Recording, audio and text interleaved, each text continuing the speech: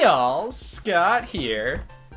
Let's rank our cousins. Well, Betty stinks. That's great, that man was born to be a cousin. Gary, not worth the hype. Jeremiah, the definitive cousin experience. See, I am completely unbiased when it comes to critiques. If I can name my cousin Betty, surely you can take my opinion on the Virtual Boy to heart.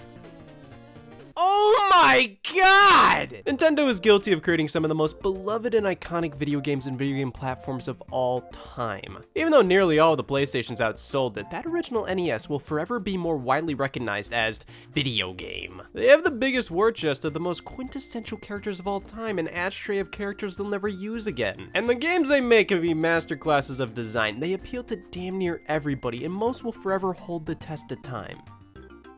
They also made this fucking thing. This is the Nintendo Virtual Boy, one of their biggest mistakes outside of not naming it Stinky Stinky Mr. Fuck. See, Nintendo has this lineage of iconic failures, the Nintendo 64 DD, the Game Boy Micro, the Wii U, but none can compare to the Virtual Boy. At least with the 64 DD, that was just an add-on exclusive to Japan. The Game Boy Micro was just a variant of the Game Boy Advance. The Wii U outsold Sweden. But the Virtual Boy was different. It was its own platform. It was its own entirely unique creature. It had its own games, its own style, and it couldn't even outsell Maine. Let's head back to a simpler time, before my conception. Nintendo was king. The Nintendo Entertainment System and Super Nintendo Entertainment System were at the top of both of their respective generations. They were dominating the handheld world with the Game Boy, and things were looking up for them as they were heading into the era of their next console. Sure, competitors like Sega put up quite a fight and proved that Nintendo couldn't just rest on their laurels, but when all was said and done, Nintendo still reigned supreme. But what do you do when your next child is taking longer than expected to conceive? Have one in the meantime. Nintendo's next system, the Nintendo 64, then named the Nintendo Ultra 64, was taking a while to come out. Sega released their next generation console, the Sega Saturn, in 1994, alongside newcomer Sony's PlayStation, and don't get me started on the slew of nobodies trying to be the next big thing. Looking back at my high school yearbook, oh my god, there was a 3DO? Everybody was releasing their next generation system around this time. But then there was Nintendo. The 64 ended up releasing in 1996. Jesus, you know, this brand new system is getting delayed left and right. These other guys are making us look weak in comparison with their shiny new consoles. We gotta just throw something at the wall, see what sticks. Well, that doesn't. At this time, Nintendo was already experimenting with a new display technology, allowing for 3D visuals, not necessarily this 3D, but this 3D. Showcasing varying degrees of depth and featuring head tracking abilities, it was pitched to Nintendo by the company Reflection Technology after Sega turned them down. Now, why was this technology not appealing to Sega? It only displayed the colors red and black, and they were pretty sure this was going to make the nation motion sick. Now, Nintendo, they didn't give a shit. They saw potential in this tech and partnered with the company to potentially develop it into a consumer product. The head of this whole endeavor was Nintendo's beloved Gunpei Yokoi, an employee who was with Nintendo ever since 1965. This man was the embodiment of Nintendo's key design philosophies. He loved taking weaker hardware and making something special out of it. His talent could be seen within the toys Nintendo made, their games, consoles, and the influence he had on the company has and will forever live with them, even after his departure from the company in 96 and eventual death in 97. He found the 3D screen technology in this VR headset type thing to have loads of potential. This could make Nintendo stick out that much more in gaming. And thus, the project, codenamed VR32, was kicked into production. And over the course of 4 years, Nintendo chipped away at development. However, the device was consistently being stripped down for cost-cutting and health concerns. While a color screen would have been possible, it would have made the Virtual Boy cost over $500. I spent $6 on mine. So, red and black will do. It was perfect, affordable and ugly. Head tracking was proposed via the initial pitch, but was thrown to the side in favor of, I don't know, chopsticks? Motion sickness was a big concern. Making sure children could see after playing one of these things was generally not frowned upon. The device was originally set to be similar in design to modern-day VR headsets. I mean, head tracking, potentially a color screen. But the original and/or best vision was consistently whittled down until we got this. All because Nintendo wanted something cheap and something that wouldn't get them sued. And they still got none of that. Nintendo started to discuss VR32 via Nintendo Power magazines and press releases, eventually giving it the name Virtual Boy in late 1994, showing it off publicly for the first time at the Shoshinkai Software Exhibition in Japan. This was an expo Nintendo held that eventually was renamed to Space World, where Nintendo would talk to the press about their feelings. That, of course, involved game and console showcases, basically what Nintendo had planned for the near future, and the 1994 show was all about Virtual Boys. Well, I misread that. Nintendo's then president, Hiroshi Yamauchi, stood proudly and unveiled the future of his company. Oh, you don't even know what what it is! Keep in mind, prior to this, rumors of Nintendo's revolutionary take on virtual reality were constant. People were expecting to be blown away. What they got, just straight blue.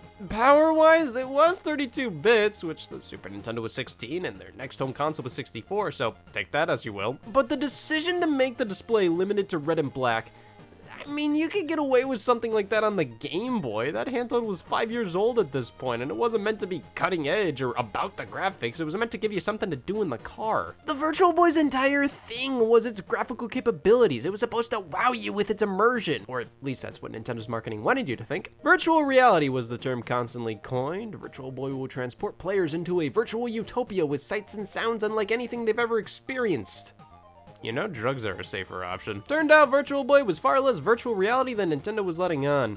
When I think VR, this comes to mind, feeling like I am truly in the game world. I move my head in real life, I move my head in the game. Attendees at the show were puzzled by the lack of head tracking and the use of simple red and black visuals. Units at the show were using AC adapters, so it wasn't like you could walk around with this thing on, living the rest of your life in Space Pinball. Only 3 games were on display at the event: Tyler Boxer, Mario Bros. VB, and Space Pinball. These games didn't necessarily show off Virtual Boy in the greatest light. They were perfectly playable games, nothing inherently wrong with them, but they weren't drawing anybody in. They didn't validate what was going on here. Tyler Boxer was pretty much a clone of Nintendo's Punch-Out series. Mario Bros. VB was just Mario Bros. Everybody's played that at this point. In Space Pinball, my god, that is the last place I'd want to play. These were games that would work perfectly on the Game Boy, NES, SNES, Nintendo 64. If you're gonna have this giant muffler on sticks, these better be games that couldn't play any other way. At the end of the day, attendees discovered Virtual Boy was pretty much just a Viewmaster for video games. Yeah, remember this thing? It was Burglar's favorite toy.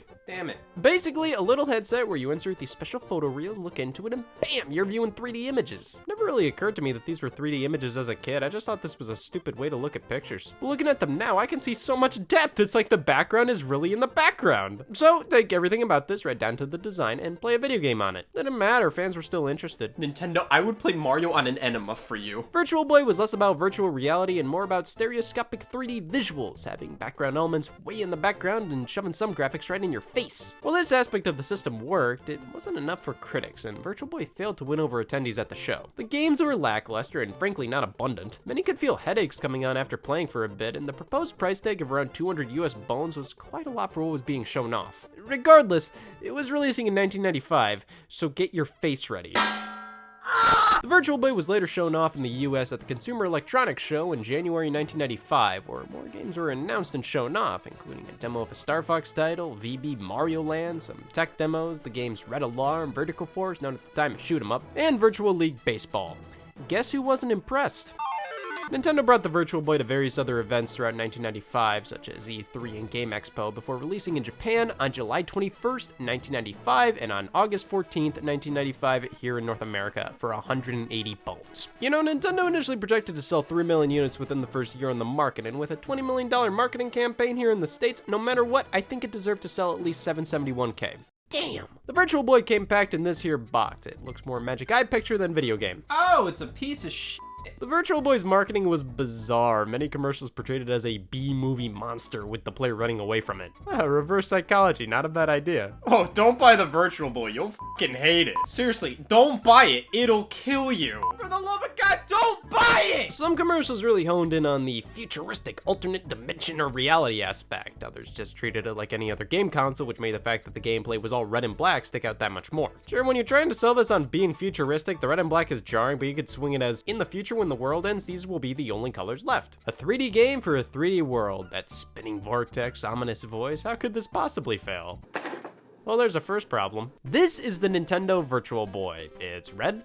You know, you gotta hand it to Nintendo, the design of the headpiece isn't too far off from something like the PlayStation VR. The difference is, this rests on your head, this has chicken legs. So Nintendo opted for this design, as putting a head strap on here would be too much of a bother for them. What if a kid is wearing this while walking around and falls on a hungry bear or something? What if the Virtual Boy induces motion sickness or hurts a child's eyes during crucial retina development? What if the Virtual Boy causes them to go blind? We can't have that, then they can't play more Virtual Boy. What if they don't want to take the system off their face? Who wants to live in the real world when you can escape from reality in the Mario Mario's Tennis realm. Putting the system on a stand like this sort of forces you to approach it like a quick novelty, almost like a tower viewer. Video game addiction has always been a concern with parents, but it was definitely at a peak back then since it was a newer concept. They probably didn't want to create a system where to play it you had to completely disconnect from reality and zip tie it to your face. So for this design, we can put it on a desk and bend over, or lay on our back and have it spill all over our face. It's like my eyes are being waterboarded. However, it turns out Nintendo was developing a shoulder harness for the system, and I'm sure it would have made next better everywhere. There are two controls on the headset itself, one to adjust the focus of the screen and another to adjust the placement and angle of the eyepieces. The stand can be adjusted as well for ultimate viewing pleasure, but that doesn't stop it from looking incredibly shoehorned on. This thing looks unfinished, like the stand is something your dad would whip together to hold this up. We can remove it from here just like that, and oddly without the stand this looks more natural. Volume slider, headphone jack, a link cable port for multiplayer, and a port for the controller. Now the Virtual Boy's controller is actually pretty good and fairly ahead of its time. We've got these grips, which aren't entirely new. We saw that on the PlayStation controller and on my thighs. But these feel so ergonomic and honestly pretty modern. Two buttons on the back act like normal shoulder buttons, but these really feel like precursors to triggers or even the back buttons on those Pro Line controllers. And two D-pads, which is the most unique thing about this. That's a lie. While barely any games on the system utilize them, this is incredibly forward-thinking for the era. We didn't really have dual analog controllers yet, and the Virtual Boy was one of the first to implement something. All these buttons feel fantastic. Nice sizes, comfortable locations. This is a legitimately good controller. Though I find its mirror design kind of odd, like the start, select, A, and B buttons are all the exact same size and mimic each other on both sides. If any system needed buttons of varying shapes and sizes, it's the Virtual Boy. This is an experience where I can't easily look down to check what button to press. A button layout like the GameCube controller, or something as simple as making some buttons concave and convex like the Super Nintendo's, or even just engraving something into the buttons themselves like on the Nintendo 64s would have made perfect sense. Out of all controllers not to do that, it's bizarre to me it's the one where I physically have the hardest time looking at it during a game. And with prototype versions of this controller, each button was colored differently, which makes even less sense. Hey, hit the yellow button. Well, I can't see the controller. I'm playing the damn game. The unit's powered through the controller too, which is weird. You can't turn this thing on without the controller, even the power button's on it. You can use an AC adapter or 6 AA batteries because Nintendo kept claiming the Virtual Boy was a portable device. So was a house.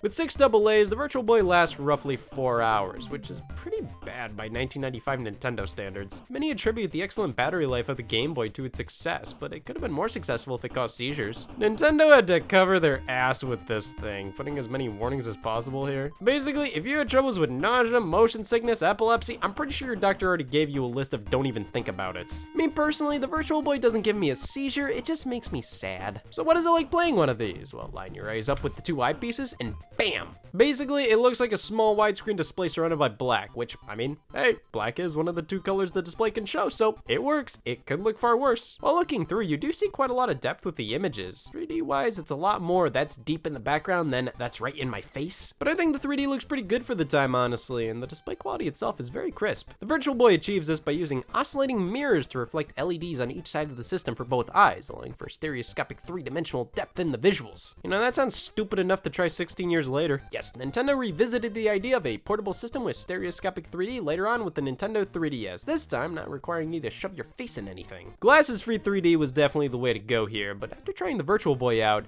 these two have a lot more in common than I ever imagined. Much like the 3DS, you can't see the 3D effect on anything but an actual unit. However, if you've ever experienced a 3D effect on a Nintendo 3DS, imagine playing that system in the dark and the game was just in red and black. That's the Virtual Boy. At least with the 3DS, you can turn the 3D off if you want. If you want to turn it off with the Virtual Boy, I don't know, wear an eye patch. Let's move on to the games. They go in the front, like a debit card. They all come with a dust cover, mainly because the connector is completely exposed with this design. Boxes are like this.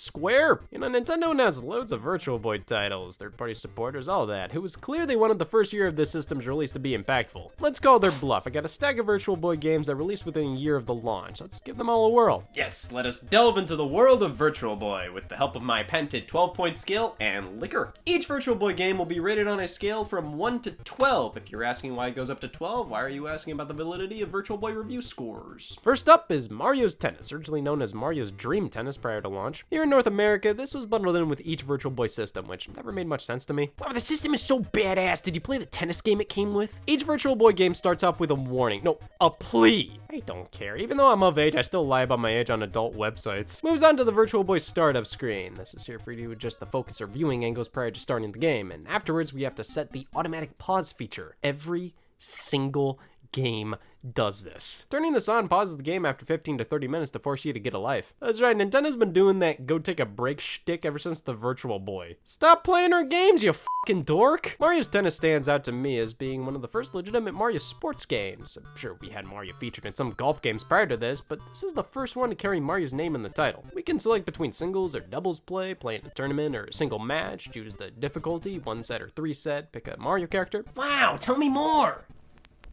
Mario's Tennis is incredibly basic and bare bones. The characters all pretty much feel like carbon copies of each other. The courts are all the same, with random background elements being the only differences, but even then you can't pick and choose which court you want. You can't even play multiplayer. Not only is it not an option, there was never a Virtual Boy link cable released. They went to all that trouble of making this port. They can't let it go to waste. I keep all my spices here. Weirdly enough, various marketing materials and commercials for Mario's Tennis claim it does have a multiplayer mode, but I refuse to look any further. I don't have anywhere else for my spices. The Virtual Boy link cable may have been canceled, but fans have created their own version. There are no official games that support it, so it's good we aren't spending our time making shit that doesn't matter. What makes Mario's Tennis stand out is the 3D effect. You ever play a tennis game from this era? It's terrifying. It is so difficult to judge where the ball is in relation to your racket. With the Virtual Boy's 3D effect and this specific camera angle, it's so much easier now, and the overall feeling of depth works quite well. The camera angle does make doubles matches a bit weird though, as if I'm closer to the net, I can't see a lick of what my partner's doing back there. It's a perfectly playable tennis game. The problem is, who the hell wanted that as a pack-in for their next-gen virtual reality experience? I get that Mario's Tennis is a Virtual Boy game that definitely benefits from having the 3D effect, so it makes sense to shove it at the forefront, but as a pack-in title? I don't know, it's just not exciting. May I suggest, it's quite boring. Well, that's a great first impression. Not only are my eyes being gouged out, but I'm bored too. Let's move on to another one of the 4 launch titles, Red Alarm. This one's a bit of a technical showcase for the Virtual Boy. While its main selling point was stereoscopic 3D, it could also do a bit of graphical 3D. Wow, a portable system that can do 3D graphics?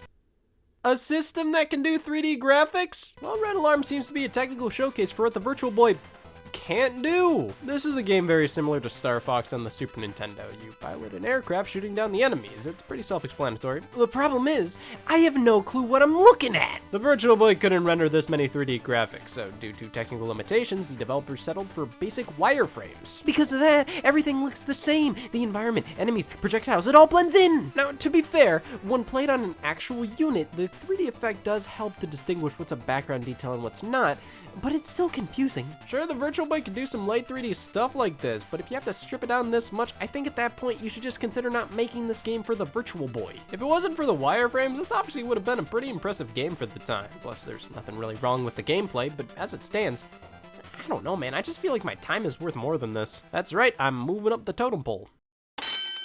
Telro Boxer. Honestly, if any game should have been a pack-in title, it's this one. Sure, Mario's Tennis is pretty easy for anybody to understand, but Telro Boxer is probably one of the most at-home feeling games on the system. It's played via the first person, uses the 2 D-pads on the controller, the 3D works quite well, and with this perspective, it's pretty effective. The futuristic robot theming works well with the design of the Virtual Boy.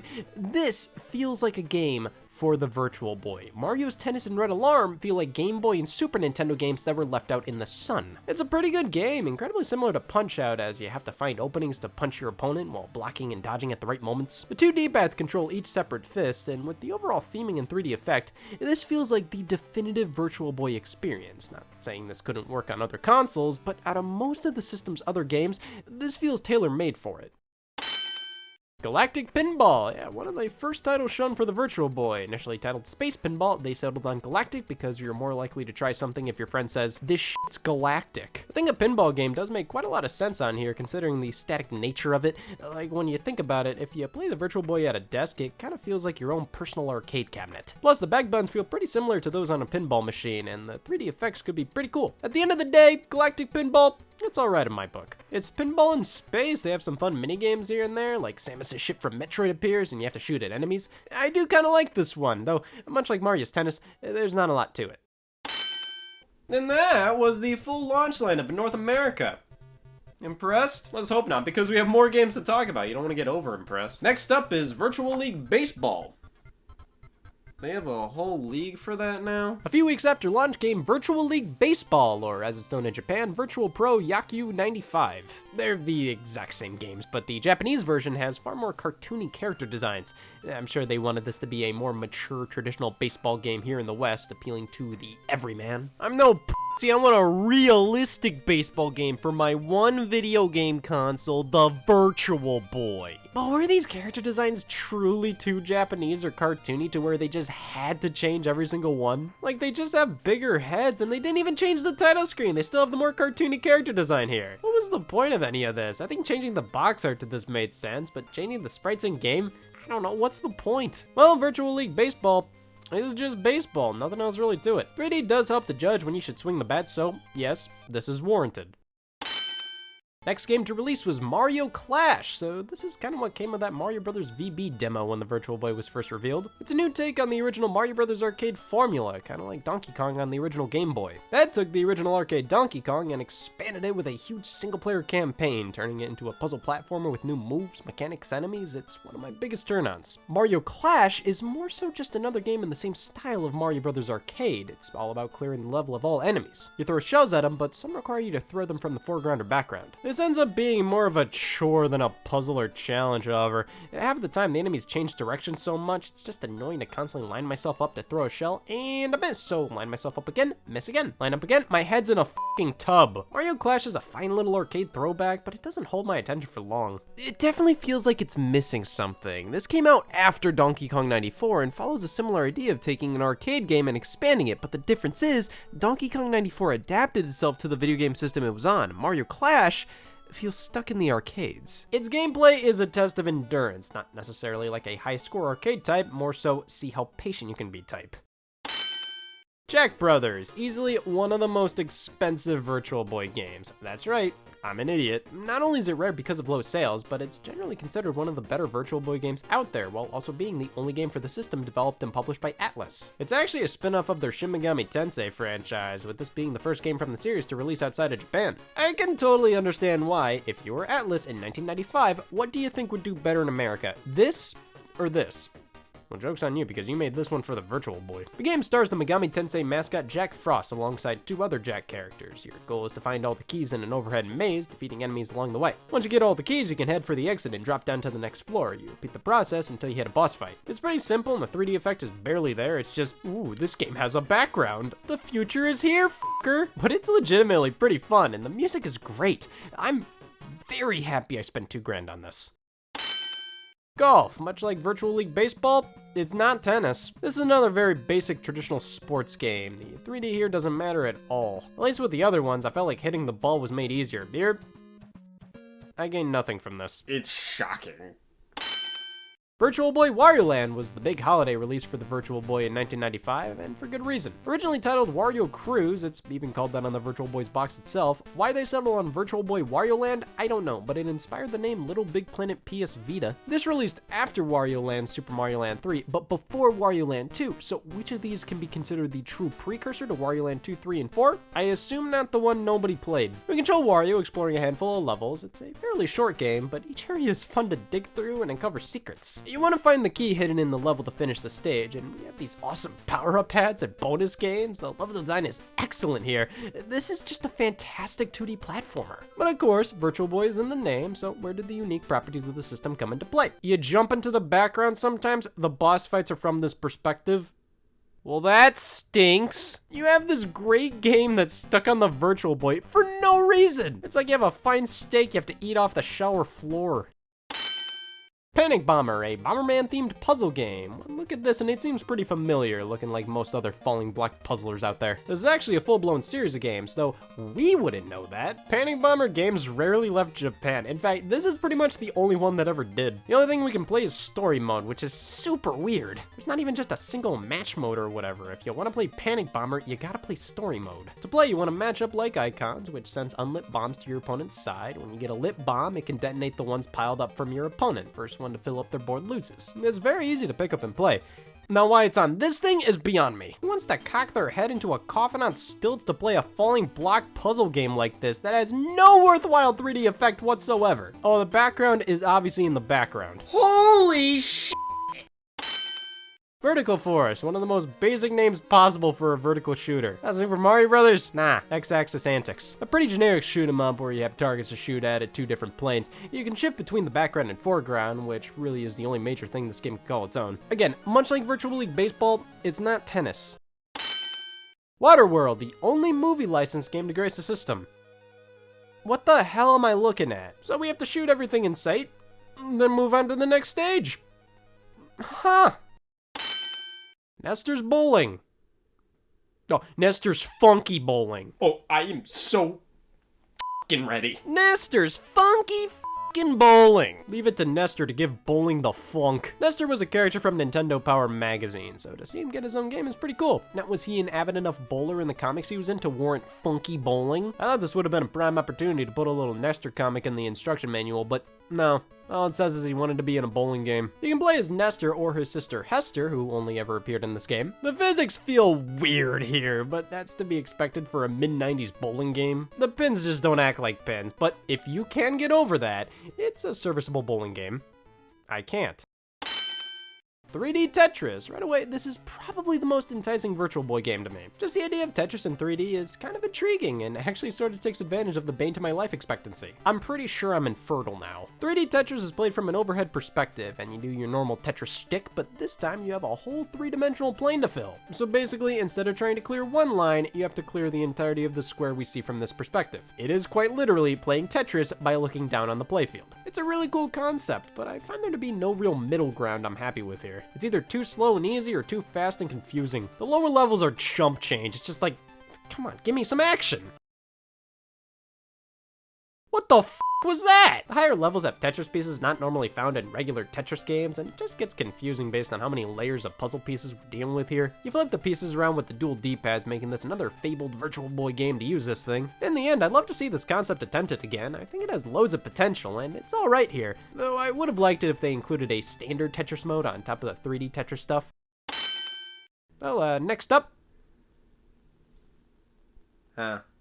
Well, in the process of going through the Virtual Boy's first year of games, I accidentally went through only its first 8 months of games, which in tandem is all of its games. The Virtual Boy lasted from August 1995 to March 1996 in North America, with only 14 releases. But Japan had 8 exclusives. You really think I'd play Waterworld and say no to Space Squash? First up, V-Tetris. No wonder 3D Tetris only had 3D Tetris. For V-Tetris, play V-Tetris. This is just Tetris, no real advantages to playing it on Virtual Boy. Though the 3D effect that happens when you clear Tetris is pretty neat, kinda right in your face. There's a mode that involves an entire cylinder of Tetris going on, and you can rotate around it, which is a concept that appears in Pokemon Puzzle League on Nintendo 64. This is Tetris, but with an extra letter. Space Squash! Honestly, I was expecting a 2D shooter, but what I got was Connect Adventures. Now, this is a cute concept that takes advantage of Virtual Boy. Imagine Pong, but from a 3D perspective with limbs. Cute game, not much more than that. Virtual Fishing, a fishing game on Virtual Boy.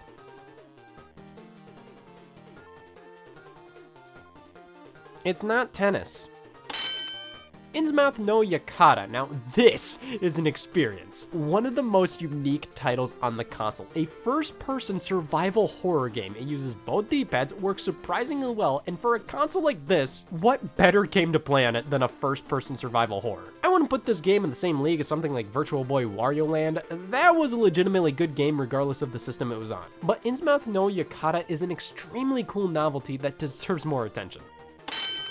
Space Invaders Virtual Collection. Is there anybody who's a legitimate fan of Space Invaders? Anybody? Well, here's the first 2 games on Virtual Boy. You can play part 1 and part 2 as they usually play, or try a brand new version with a slightly tilted 3D perspective. This game cost me $500. And now we have the final 3 Virtual Boy games that I just flat out don't own. It's cause I'm not good enough. Virtual Lab is an intestine puzzle game. You have to connect the intestines, that's about it. This game was rushed out the door. You get passwords to save your progress, yet there is no password input screen. I did not feel like spending $2 grand. I already bought Waterworld for $500. Virtual Bowling. This one I would consider unofficially the rarest Virtual Boy game, considering I can't find a single copy for sale. It doesn't help that many just assume you're talking about Nestor's Funky Bowling, but there's nothing funky about this one. It's a very similar game in the sense that it is also a bowling game on Virtual Boy. It's not bad, but what else can I possibly say? It isn't f***ing tennis. finally, SD Gundam Dimension War. I'm gonna speak for me here and say this isn't really my thing. A tactical role-playing game. Out of all games to make with giant robots on Virtual Boy, a tactical role-playing game. At least there's big action scenes when you fight opponents, and back to chess.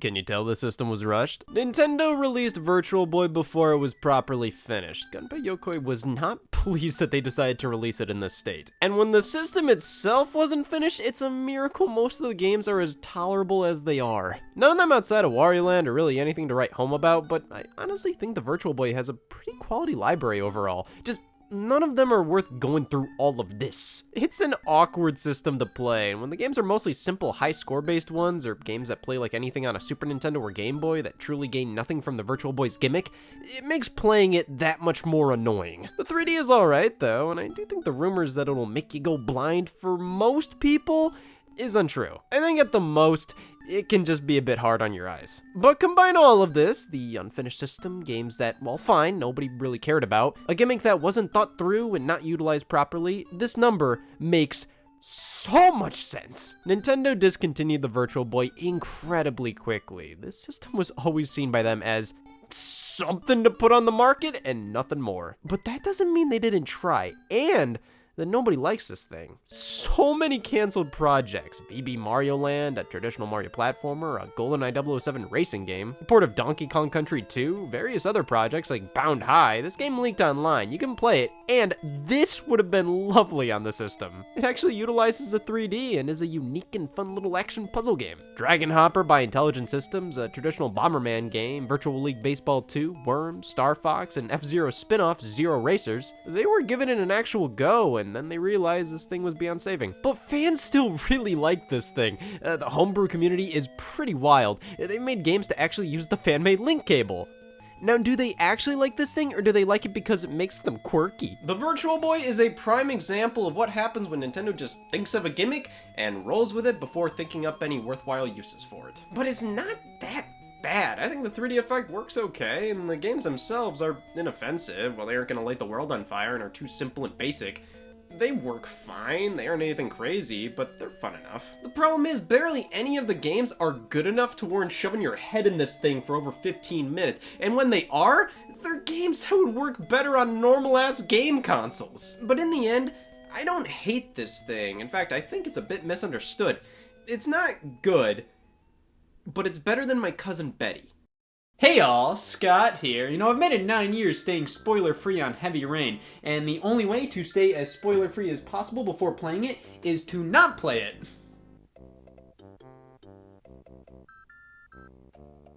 Christ, I'm only human! Want to see something that'll make any middle-aged retro gamer who says games were better back in the day wince? As video games evolved, it became clear as day that they could be so much more than Blue Hedgehog versus obesity. You can make different types of games that defy all the odds of being called a game. They could be interactive stories. You could create a plot that was just as high quality as something out of a book or movie, while also giving the player the ability to make their own choices and affect the outcome of everything. Or they could literally just be a movie playing and you have to hit the right button at the right time. You either love these types of games or you despise these types of games. Fans love how it's like experiencing a movie, but you get to interact with it, and then everybody else thinks they don't really qualify as games. You don't get the same level of control as with a standard video game. It just feels like you're watching a movie and have to press a button sometimes. I'm straight down the middle with my stance on these things. I do prefer playing more standard video game experiences, but I find the interactive movie-like games to have their own merits. They can be just as fun, albeit in a much different way. But to truly understand this type of game, we have to take a look at one of the most notorious games of this nature. Labeled as an interactive drama, here we have Heavy Rain, developed by Quantic Dream.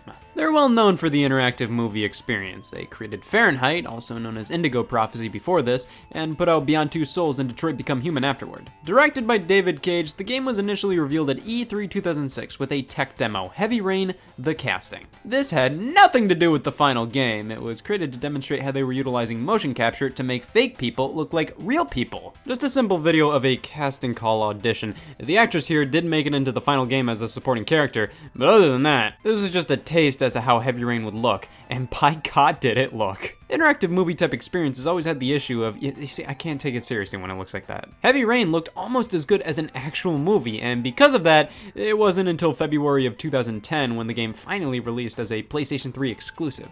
Quantic Dream originally approached Microsoft with the game, but they didn't want anything to do with it due to it involving children being kidnapped. Sony, on the other hand, said, hell yes! Now, it originally released on the PlayStation 3, was later updated for PlayStation Move, and in 2016, it made its way onto the PS4 alongside Beyond Two Souls. The PS4 release was digital only for the longest time here in North America. Over in Europe, they got a double pack of both games, which I considered picking up for the longest time to own this thing physically. However, they ended up releasing physical copies over here in 2018, a part of this $40 box set of Heavy Rain, Beyond, and Detroit. I may eventually play the other two games, but come on.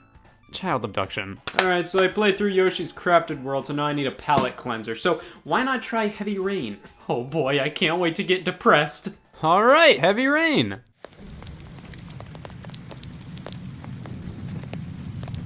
We open on a naked man in bed. Ladies and gentlemen, this is Ethan Mars, and we're gonna be controlling him in this adventure. Okay, we have to use the right stick to do whatever the game feels like telling us to do, and to move around the environment, we have to hold the right trigger while moving the left stick, and to interact with objects, we use the right stick when prompts come up. I have been waiting so long to finally use this banner. So I physically force Ethan to have no shame and to look at his bird. Nothing screams bird looking more than flicking down the right stick. I can explore the house a bit. Here's Ethan's kid's room. Looks like I can attempt some juggling. Wouldn't it be hilarious to see him mess it up?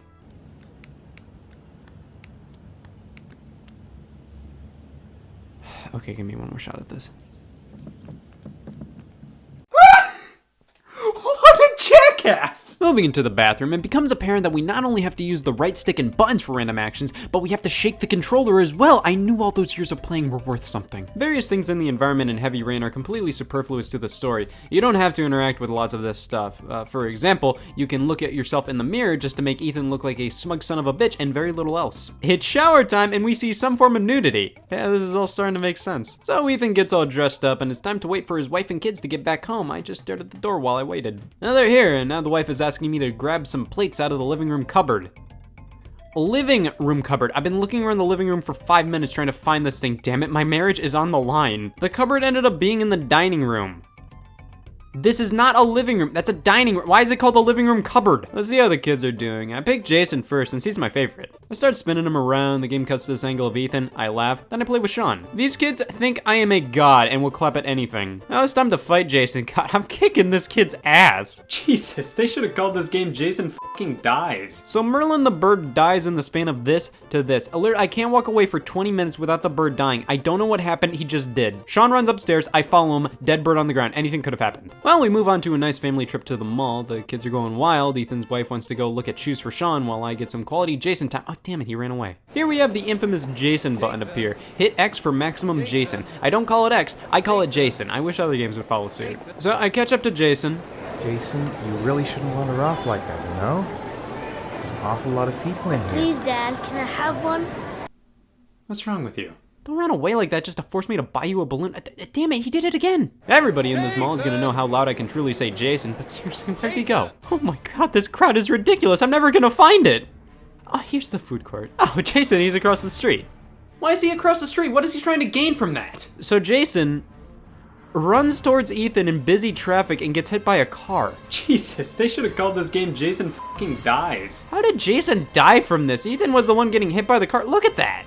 Well, that was the opening. I love video games. They're fun. We got to 2 years later. Jason's death has taken a toll on everybody. Everything's dark and gray, and I can force Ethan to drink an entire bottle of beer and then put it back in the fridge. He is really taking it hard. During this entire scene, I can walk around and interact with random objects, or I can talk to my son.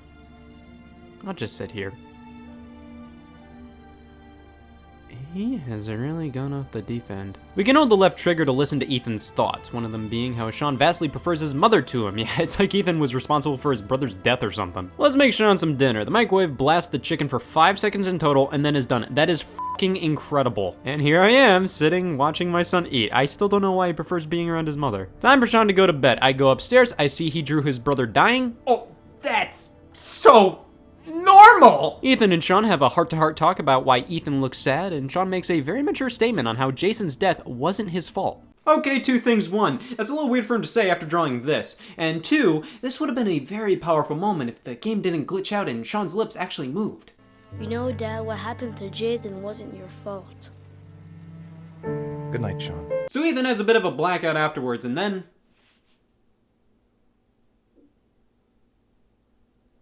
Who the f*** is that? It's the bumbling detective Scott Shelby. We're playing as him now as he visits a mother of one of the victims of the infamous origami killer. A murderer who kidnaps children and drowns them in rainwater, an idea Sony just couldn't get enough of. The mother we're visiting is Lauren, and we have to trick her into telling us about her dead son.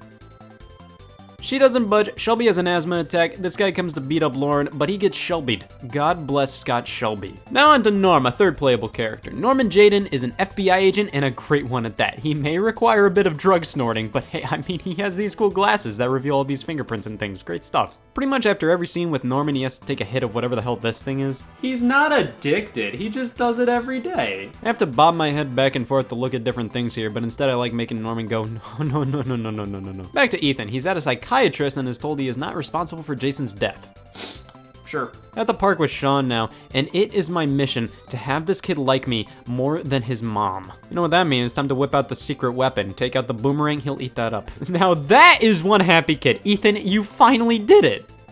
Okay, we're back to sitting on the bench and not talking. And then we're back to having fun, man. Things are finally starting to look up. Ethan and Sean are having a good time, and then Sean just has to bring up his dead brother. We were so close, we were so close! Sean goes on the carousel, and Ethan blacks out again. I play a minigame for Mario and Sonic at the Olympics. Ethan comes back to reality and realizes Sean has gone missing. Now it's time for Norm again. He has to wait at the police station, so he decides to whip out his fancy FBI glasses and plays with a ball. It's good to know the FBI allocates their budget well. We get our own office, and the FBI glasses transport us into a forest to do research. Well, if you were developing FBI glasses, you'd include that feature too. After Norm needs a flavor seizure in his nose, it immediately pans over to Ethan at the police station telling them everything he knows about his missing child. His ex-wife comes in and immediately blames him for Jason's death and Sean going missing. Okay, that wasn't helping the matter at hand and only made Ethan's mental state worse. Scott Shelby is back in the building, everybody! He questions this cashier as he's yet another one of the parents of a victim of the origami killer. Can I help you, sir? That's Mr. Sir to you. My son is dead, Mr. Shelby. Oh, that's a good place to leave it. I'm just looking around the store and then, uh-oh, robbery! I have to go through a bunch of different things to say to the gunman. I ended up having to talk names with him. My name's Scott. What about you? What's your name? Let's go around the class and introduce ourselves with one fun fact. The gunman gets Shelby'd and in return the cashier gives us a box. Thanks. No, it's a box the origami killer sent him. Well, that's our cue to leave, and the whole game could have ended here.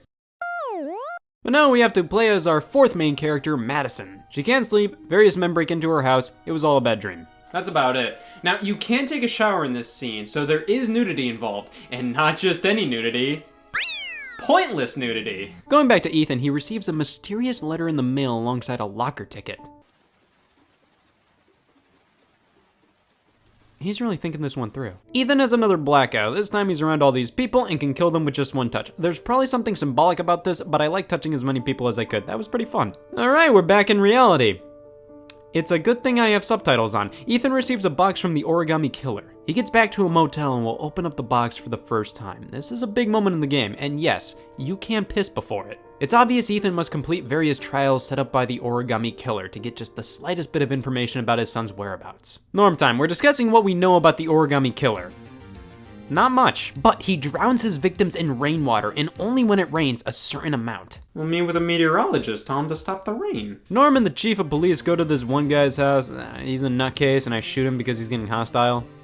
Not sure if that was the best decision I could have made there. Ethan goes to the first trial given to him by the origami killer and has to drive against traffic for a period of time, and the madman actually does it. The car does blow up, but we get some clues to Sean's location. Madison goes to stay at a motel and runs into old Ethan Mars after playing a quick game of red light, green light.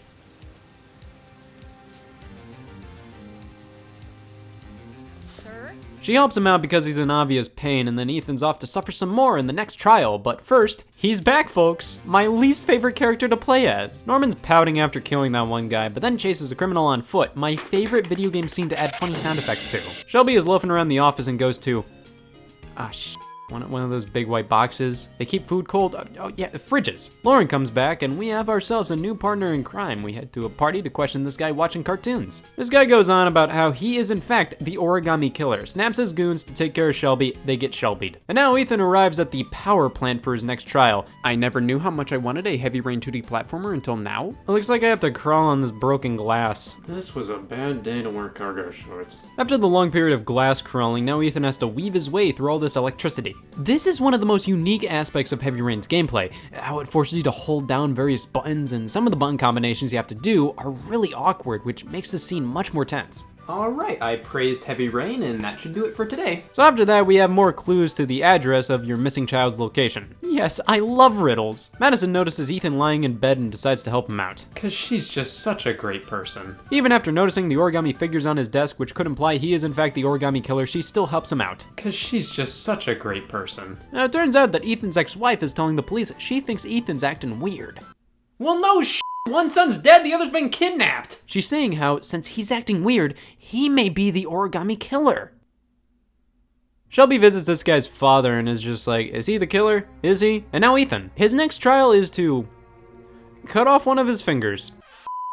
That! Ethan doesn't cut off one of his fingers and leaves. Madison follows Ethan, and just as he's leaving, the police are outside ready to arrest him. Madison helps Ethan escape. Cause she's just such a great person. But Ethan gets arrested, he gets questioned, but doesn't budge. I don't even remember if there was a rule that he can't tell anybody what the origami killer was telling him to do. But even then, I feel like if he gave all the information he has to the police, they'd be able to find Sean without Ethan potentially cutting off his finger, but you know, whatever. Beardy's confident that Ethan is the killer, but Norm isn't. He even goes into a simulation to play piano badly, telling his virtual butler all his problems. Norm lets Ethan escape because he's confident that Ethan's telling the truth when he says he's the only one who can save his son. Shelby visits a typewriter salesman because the origami killer used a typewriter to type his letters. They really have nothing better to do. But the origami killer kills the typewriter salesman because they were snooping too much. On the way home, I have to come up with a response to Lauren.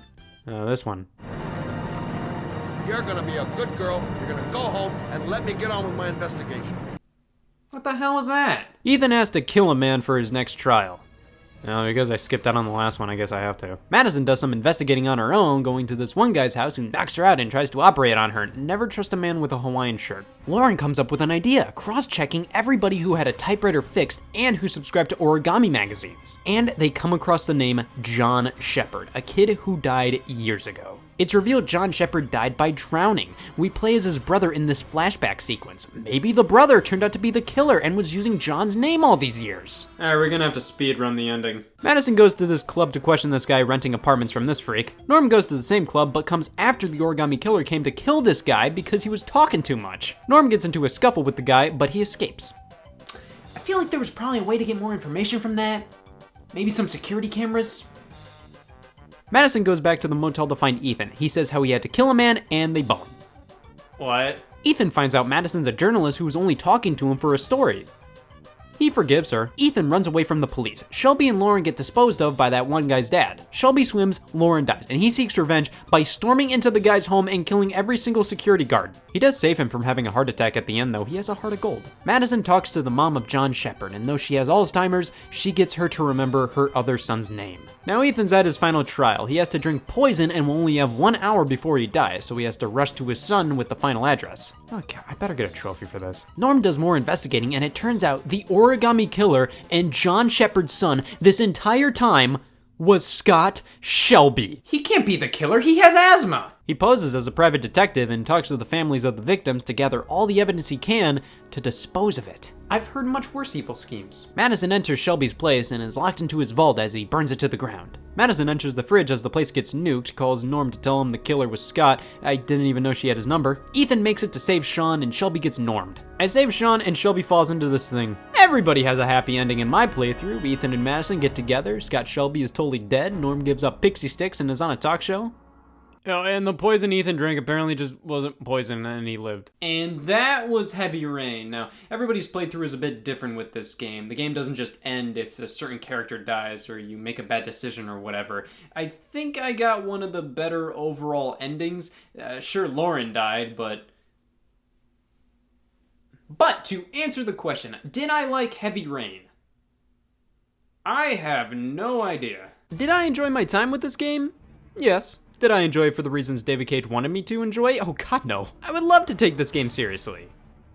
But it's just too damn silly. How did Jason die from this? Why is Sean so happy in my ending? This is him after not only his brother dying, but him being tortured for days on end. He was way more depressed before being kidnapped. Wouldn't this scar him even more? Why was Ethan escaping from the police station so easy? He is literally the main suspect of the biggest crime going on at the moment. And how come nobody ever asks how he escaped? Norm gets off the hook. How did Shelby lay out all this broken glass for Ethan to crawl through? The man's the size of a small house and the glass goes in multiple directions in this tiny tunnel. If Scott Shelby was trying to keep the police off his ass by destroying any and all evidence of his murders, why would he crash his car into this guy's house and kill all these security guards just to tell this guy to back off? Also, he's just now starting to collect evidence years after he murdered those kids? Why didn't the parents give the evidence to the police when the murders actually happened? I enjoyed my time with this game because it was never boring to me. It was always entertaining and I did like the twist. But the story as a whole wasn't that great. Most of the characters I hated. I thought Ethan was kind of dumb, his wife was absolutely insufferable. Madison was okay, but I felt you could have taken her out of the story and it would have been the same. I found Norman boring and it breaks my heart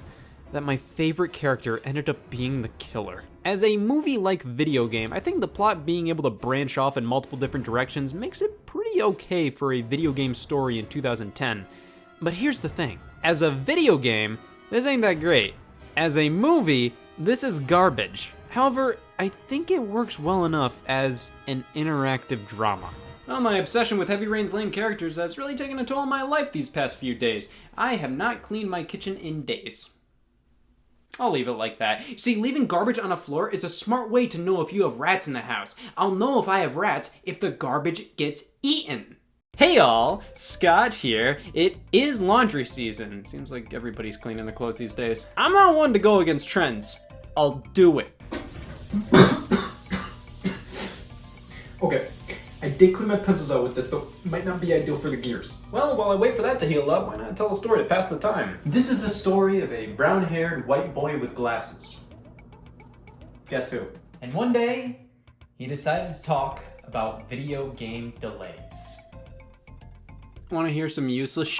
Video games are funny. They take 12 years to develop and they stink. You ever announce a video game and its release date of yesterday when you only have like 8 minutes of work done? Well, you're a video game company. Looks like you need a delay, a cold hard fact every studio has to face at some point. Nothing kills the mood more than that for fans, but it's a necessity. Rushing a game just means the developers are going to be scrambling and the consumers are going to get garbage. It's almost always a good thing when a delay occurs, even if it stings a bit. But, as somebody who watches the video game industry like a hawk, I can sense things. My 5 senses are at dangerous levels. You ever see me taste lemonade?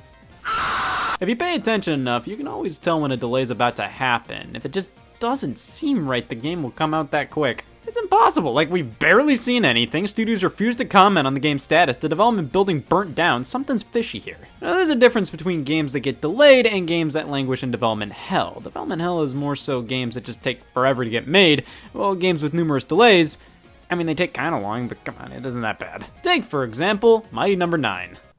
No. This is a game notorious for the amount of delays it experienced, but when all was said and done, I mean, it only took roughly 2.5 years to release from the initial announcement. The way most people talk about it implies it took forever to come out. Well, in dog years, yeah. No, what really annoyed people about Mighty No. 9 was the amount of delays. See, they started a crowdfunding campaign for a spiritual successor to Mega Man and decided to offer players a whole country if the game got funded, plus a Wii U version. Due to the sheer success of the campaign, they kept offering stretch goals. So if we reach this amount, we'll tuck you in, and if we reach this amount, we'll spit on your foot. That made the game more complicated than necessary to develop. What once was a game that was supposed to release in April of 2015 became a game set to release in September 2015. And then February 2016. And then spring 2016. And finally June 21st, 2016, which is technically when summer begins, so it didn't even meet the spring deadline. You really couldn't have released it a day earlier? In the end, Mighty No. 9 was one of the sloppiest looking games of the year, not living up to expectations and numerous delays kept raising. Well, I'm sure the delays made the game better. They were more so indicative of a troubled development rather than wanting more time to make the title the best it could be. I'd consider a game like The Legend of Zelda Breath of the Wild to be delayed for the latter reason. It may have had trouble development, we don't know. Somebody might have pissed themselves at the office, but the numerous delays this game experienced felt more so because that was just what the project demanded. This game did so much that required tons of research, testing, and it was no small game, so the extra delays made sense. This didn't. Breath of the Wild was first talked about in January of 2013, then shown for the first time in June of 2014, ending with the projected release year of 2015. Was that really necessary? Did you just have to say, oh yeah, it's coming next year? Wasn't the teaser enough? And they were pretty adamant this would release in 2015, even affirming it during a gameplay demo in December 2014. But then that brought us to March 2015. If you ever see Nintendo employees stand like this, fucking run. To be fair, Eiji and Numa stated here that while it was probably possible for the game to release in 2015, they just had so many new ideas they wanted to cram into the game and preferred just not focusing on trying to meet a 2015 release deadline. The thing was, they never said it was delayed, they just were making a 2015 release their priority. Well, that means there's still a chance, right? Well, yeah, but God hates Nintendo fans, so it makes things tricky. The entire year, we got nothing on the game until November 2015, where they said, yup, in 2016, it's coming. Nintendo, stop typing years, you're not good at it. So in 2016, we finally got substantial footage in the official title, and in January of 2017, we learned its official release date of March 3rd, 2017. So formally announced 4 years prior, roughly 2 delays. I mean, it's obvious these delays were to add tremendously to the game and not 100% due to poor planning or management. Sure, the delays hurt, but it didn't matter in the end. You weren't playing Breath of the Wild because I'm so glad this released in 2015. You were playing it because it was Breath of the Wild. And that shows why delays are almost always good.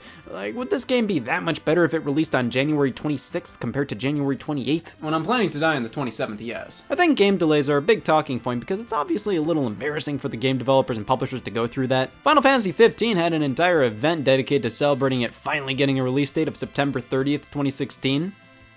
Which made the delay to November that much funnier. But hey, that's only about 2 months worth of a delay, which that amount of time, it's pretty crazy how much of a difference it can make. 2 months in game development time is almost nothing. I think they noticed they misspelled final on the title screen and had to delay. But if 2 months is really that big of a deal to you, you really need to reevaluate your priorities. Look who told you that. Don't get me wrong, some game delays can be stupid annoying, which is why I like to rate my game delays on the come the f on-a-meter. Rayman Legends, everybody loved Rayman Origins. Except for Shakers, I don't think they had a chance to play. A sequel to one of the generation's defining 2D platformers was announced as an exclusive for the Wii U in 2012 and was set to be a launch title, though it got delayed to February 2013. So, one delay in, but it's no big deal. The Wii U launched with New Super Mario Bros. U. I'll wipe the throw up from my mouth, but you got a very capable 2D platformer at launch with that game already. I think February suited Rayman Legends a bit more. Come on, what else happened in February that year? The Pope resigned? A good time to release Rayman. But shortly before that release date, Ubisoft announced they were delaying Rayman Legends to September 2013 so they can make the game not a Wii U exclusive, and rather, release it on other consoles as well. Oh, come the f on! So Ubisoft decided it wasn't a good idea to make Rayman Legends exclusive to the Wii U because their other exclusive Wii U title, Zombie U, underperformed. Listen, yeah, multi-platform's the way to go for these developers, I get it, but reconsidering if Rayman Legends, a family-friendly 2D platformer, should be exclusive to the Wii U, mainly because an M-rated first-person survival horror game didn't do as well as you wanted, I feel is a little bit super fucking stupid. But then Ubisoft acted like everybody loved when Rayman Legends was announced, but when all these fellas heard it was Wii U exclusive, man, the PlayStation and Xbox gamers, they were sad! We can't let them not have this game they probably don't care about! Well, the game was done in time for the original February release date. Ubisoft forced Wii U owners to wait 7 months to play this game, just so PlayStation 3 and Xbox 360 owners could play it at the same time. See, that wouldn't be so bad if Ubisoft didn't constantly release games during that era that came out for Xbox 360 and PlayStation 3, but not the Wii U. Oh, so when PlayStation 3 and Xbox 360 owners are disappointed that a Wii U game is only coming out for the Wii U, well, let's rip it away from Wii U fans and give them what they want. When Wii U owners are disappointed a PS3 and 360 game isn't coming out for Wii U,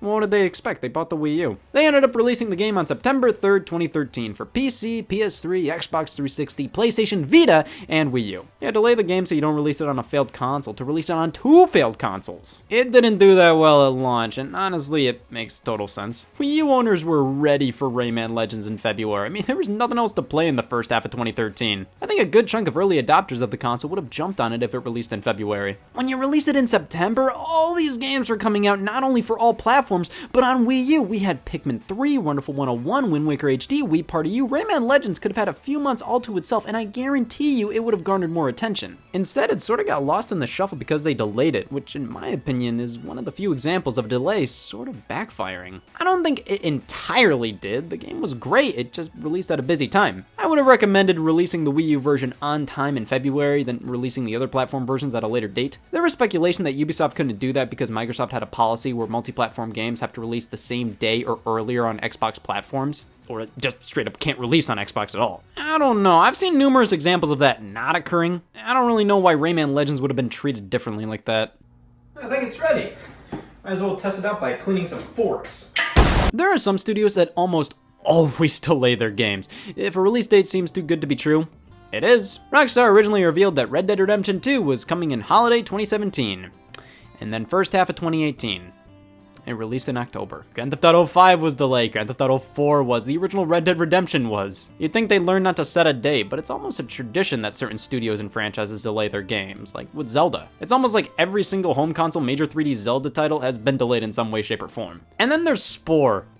Don't be like Spore. Delays can infinitely raise expectations. If the developers have so much more time, this better be the best game it could possibly be. I now have nothing to do in 2007, Spore! I think that's what happened with Mighty Number 9. I mean, all those delays and this is what we got? Crowdfunded indie games have it rough in this department. They almost always get the release dates pushed because there's only like, what, 4 people working on them? But because they're crowdfunded, because they receive donations ahead of time, there are loads of people that expect the world from these games. Sure, Shovel Knight received over $300,000 and was delayed a few times and came out phenomenal, but $300,000 isn't a lot for a game. It's insane they were able to make it on that budget. So for people to look at Kickstarter games as if they're expected to live up to being delayed numerous times, I don't know. I mean, we know what the budget is ahead of time. If anything, that should set your expectations better. But no, these games are often scrutinized the most for delays. But when Final Fantasy Crystal Chronicles Remastered took 2 years to come out, not as many people bitched. I found that to be pitiful. This is a remaster of a GameCube game announced in September 2018 that was set to be released a year later. That's already sort of pathetic, but it got delayed past January 2020 and finally released in August of 2020 and was dog shit. But of course, my favorite game delay is Donkey Kong Country Tropical Freeze. It was announced for November 2013, got quietly delayed to December 2013, and then Nintendo said they needed more development time, so they delayed it to February 2014, and the developer said, "We don't know what they're talking about, the game's done." It was obviously pushed because, kind of like with Rayman Legends, having Donkey Kong in February gave it time to breathe and be the only talk of the town. I remember people acting like Nintendo really f***ed up again because Donkey Kong Country Tropical Freeze was coming out in February.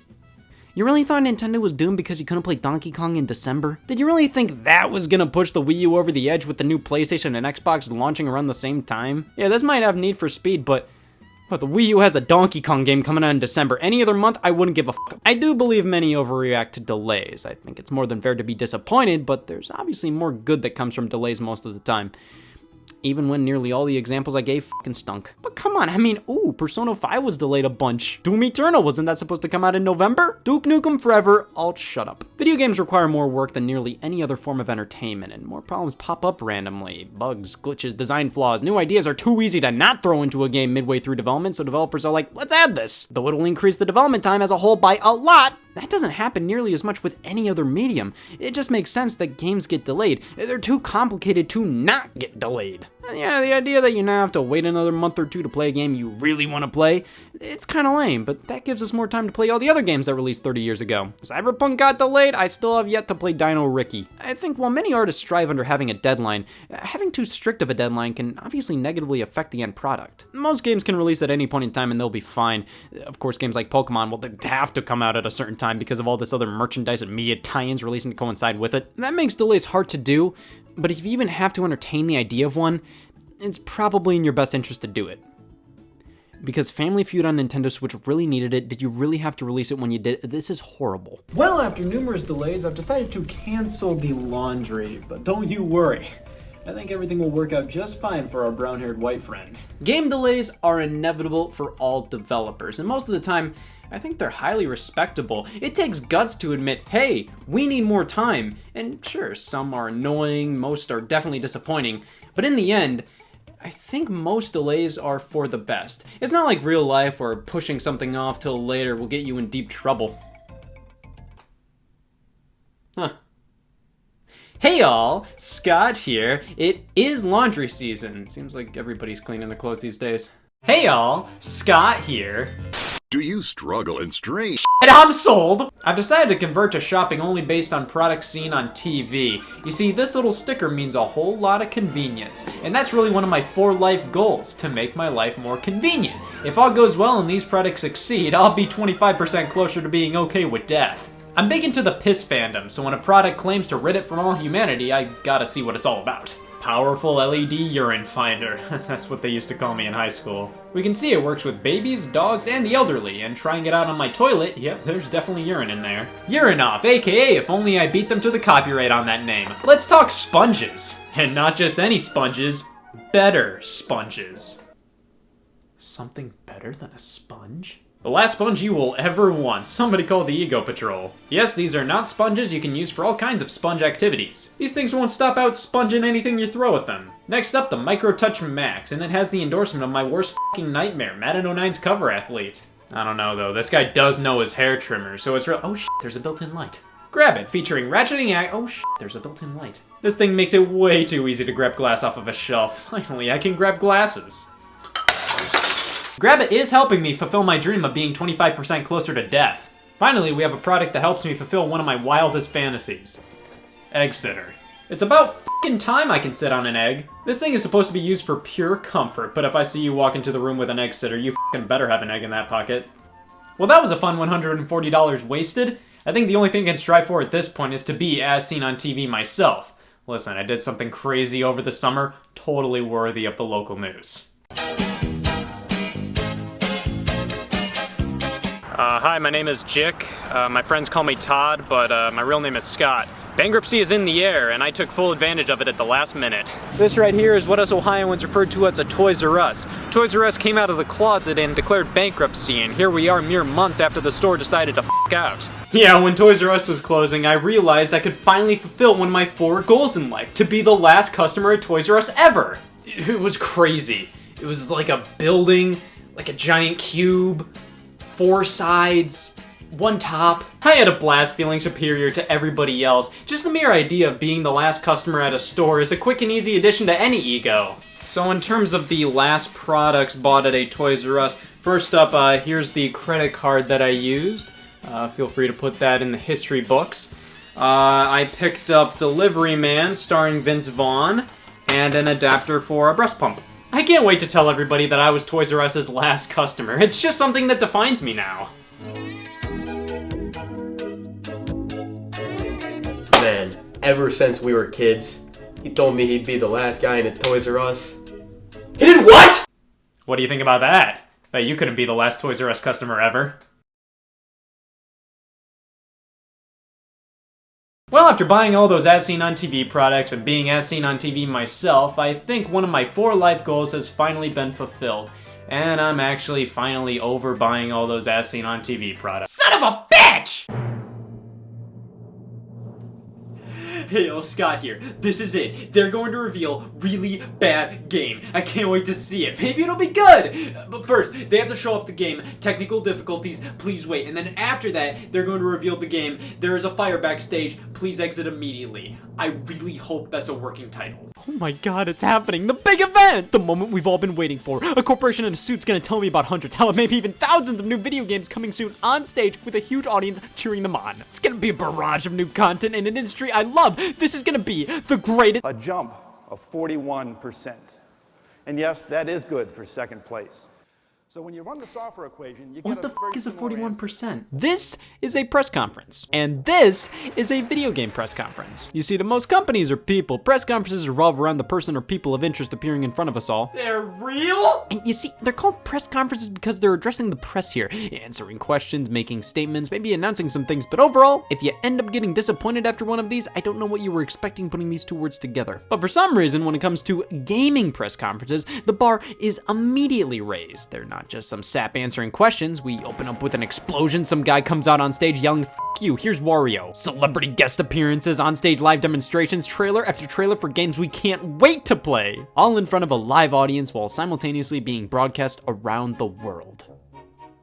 Why are games the only things that get this? I mean, you don't see Scholastic holding a press conference. Video games getting announced have been made a big enough deal to warrant tents being set up for them. Tents! It brings me so much joy to see gaming events be so prestigious looking. See, a lot of things with video games are generally labeled as not important in comparison to other media. Oh, video game awards, who cares? The Oscars are on tonight. I'm gonna be busy not caring about that either. But gaming has the art of the announcement on its side. You don't generally see movie studios do live streams announcing a huge slate of films. You don't see events this elaborate for TV outside of award shows.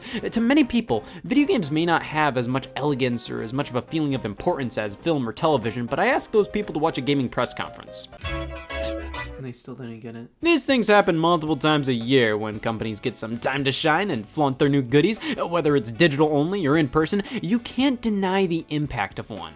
To people like me. Listen, no matter how good or bad a press conference ends up being, will it really affect public perception or sales?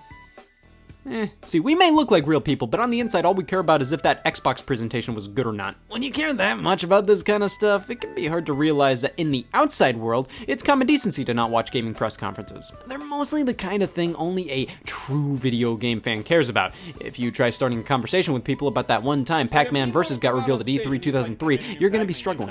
Prove it. Most people who enjoy games, all they care about is how the game looks, if it's out, how much it costs, and if they should buy it or not. At the very most, they'll watch some trailers and reviews. Real people think the concept of watching a press conference about video games is ridiculous. I remember watching the Nintendo E3 2010 press conference. My mother walked in, asked what I was watching, I explained, and she responded with, "Why?" After trying to explain myself, I gave up and just said, I don't know. That doesn't mean the impact of a press conference never leaks out into the public's opinion. Sometimes they can be so good or so bad that, yeah, word will spread around, but most of the time... What do you think of EA's press conference in 2018? What the? It's hard to explain what makes them so engaging and fun and exciting to watch to the outsiders. I mean, probably 25% of the runtime of these things are taken up by the presenters breathing through their mouths. But that doesn't mean I won't try to prove their worth. See, every single one of these events follow the same general formula. It's gotta be easy to understand their appeal. And to do that, we can go all the way back to when gaming press conferences were just press conferences. When these things were truly only meant to be viewed by the press, when they were focused on sales numbers and just being the absolute worst. Into 16-bit video games. When the industry seems intent on moving onward.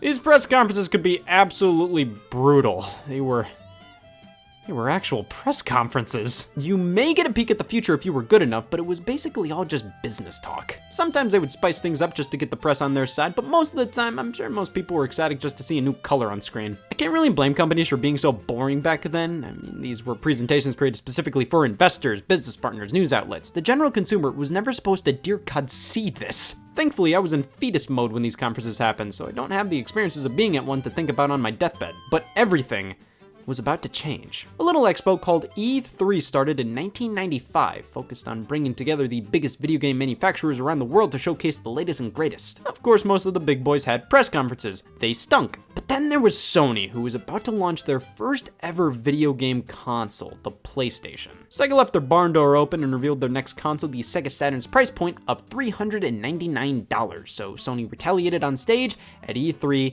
1995. $299.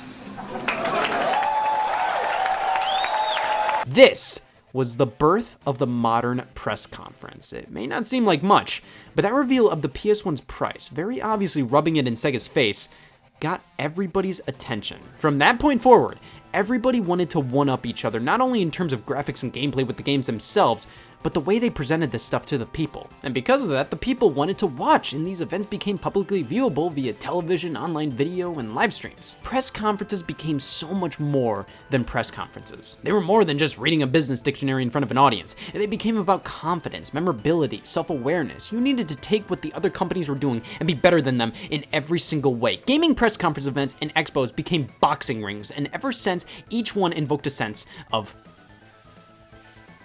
Sony! Watching a giant event that's all about celebrating video games to the point of putting them up on a jumbo screen in front of a totally not paid for audience really makes it feel like, wow, video games aren't a lousy waste of time after all. Couple that with brand new games we've never seen before, new information on previously revealed titles, and impending disappointment, and it's a dream come true. Sometimes game press conferences are more exciting than the games they actually talk about in them. Or they can be worse, that's always an option. Live events have the fun quirk of possibly definitely going wrong, which either detracts or adds to the experience. It may make it incredibly annoying to watch or make it a blast, who knows? It's all a part of what makes a live event, and to me, various elements really make or break one. So first up, you have the opener. Normally these things start off with some kind of video playing, usually going over the legacy of the brand or just flashing fun lights. I give them my money! This is the appetizer. It gets you pumped up and reminds you why you should even consider giving a shit. Many times they'll count down and delicious looking numbers appear. The lights dim, an underpaid announcer starts talking over the loudspeaker, and then Oh no. The host! This is a constant with these presentations. Sometimes the host makes sense, they're a large figurehead of the company in question and is a great public speaker as well. Or they just put up a Craigslist personal. I prefer when the host has a direct connection to the gaming industry, rather than a celebrity who says, I have loved games for my whole life. I played Pac-Man twice and own a Wii. Or you could just be the CEO of Google. I'm actually not a big gamer, though I do play FIFA 19 quite a bit. So here's how you host a gaming presentation. Either wear something or wear something with basketball shorts. So you walk out on stage and you have to wait for the applause to end. What? We might be here for a while. What?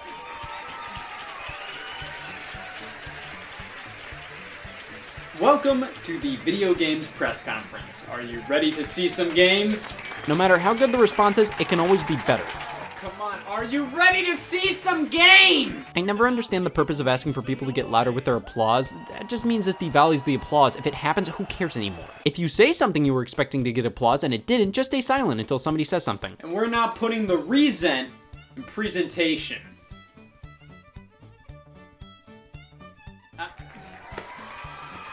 All right.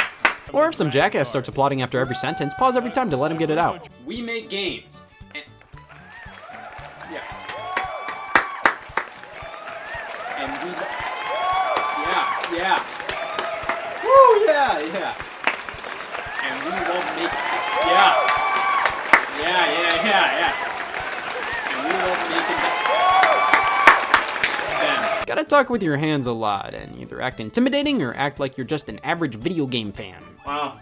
I can't wait to play that video game in my jeans and shirt just like all of you. The host isn't integral to the presentation being good or bad, but they definitely are the face in the headlines if it stinks up the place. Ubisoft couldn't make up their mind for years when it came to hosts until they settled on Alicia Tyler as host for their E3 press conferences. She was alright. While having a celebrity host your conference means you may get more press and they know how to deliver lines well, the problem is a lot of what they say comes off as not genuine. I'm not going to doubt a lot of these celebrities enjoy a video game or two, but do you really think Joel McHale cared about what Ubisoft had cooking at E3 2010? Now, the big guys from the companies, they may not be as good at speaking, but you know they care immensely because how well the press conference turns out directly impacts how much money they'll make. But sometimes you get the perfect human being, somebody who's passionate about games and is good at public speaking. That's what I want out of a gaming press conference host. But if the host isn't into games, don't try to hide it. Yeah, when Google got into gaming with Stadia and the CEO said, yeah, I'm not into games. Well, first off, why are you here? But at least he was honest. When you have hosts that look like they belong on QVC saying, me personally, I can't wait to play Dragon Quest IX Sentinels of the Starry Skies. Next up is another game I'm looking forward to, My Stop Smoking Coach. You just can't take him seriously. It feels like you're getting talked down to when it's somebody hosting that doesn't really get the audience of people watching gaming press conferences. But then you have the funny hosts. To really take in how much time 25 years is, let's go back in time, shall we? Doodle, doodle, doodle.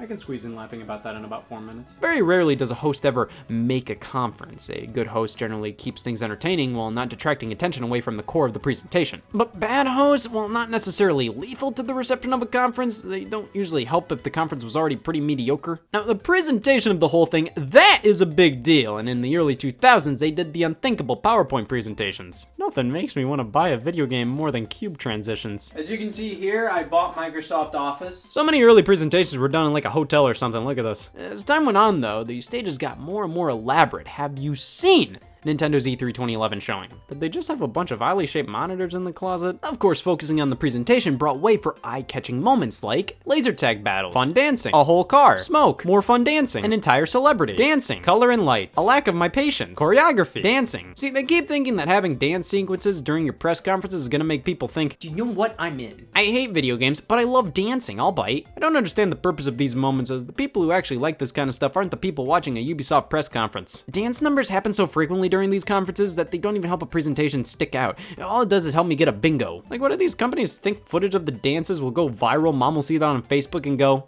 you know, I should watch the entire Microsoft press conference to see what this is all about. Ooh, Fable the Journey? Now, some of the presentation touches I do like is the addition of an orchestra. Nintendo and Sony have done this and it makes the event so much grander. The lighting and camera work being done in synchronization to what's going on, guest appearances that make some sense, and of course, technical difficulties. I love technical difficulties. royalties. Remember Nintendo's E3 2012 press conference and it ended with digital fireworks? I feel like confetti might have been planned for that. Oh man, this video's not playing. Looks like I'm just gonna stand here and say nothing. When planning these conferences, there's gotta be a plan B, C, and D, and if D fails, fucking run. Obviously, you have to have the live on-stage demonstration of a game being played, with trailers obviously being able to hyperbolize how good a game looks. Nothing sells you on a title more than somebody standing perfectly still playing a game on a TV on the ground. They get video game players. Anybody else love playing Call of Duty like this?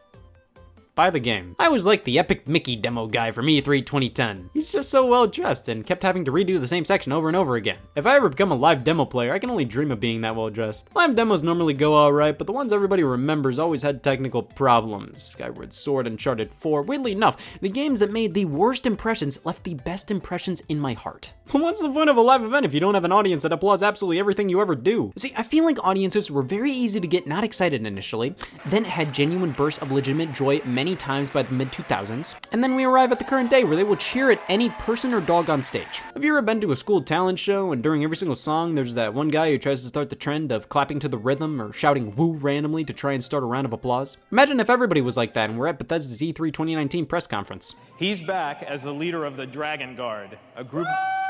And then there's the pacing. See, I like when a press conference has some style, but my least favorite thing of all time is when they show off a long trailer and then they talk about what we just saw.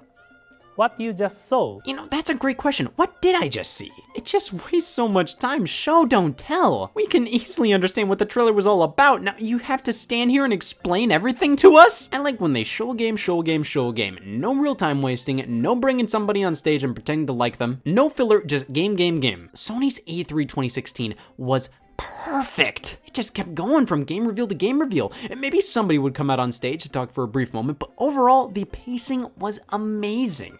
But oh man, Nintendo at E3 2015, let's talk about a game that we revealed 2 years ago that's coming out in a month and reveal no new information about it. Let's say, hey, we're putting out Hyrule Warriors on the 3DS and show footage from the trailer you're about to show. And then show the trailer. Let's show another trailer for something we revealed 2 months ago when we could have very easily revealed it at our E3 showcase to make this event so much more worthwhile. God, I wish I had the foresight to make Nintendo my yearbook quote.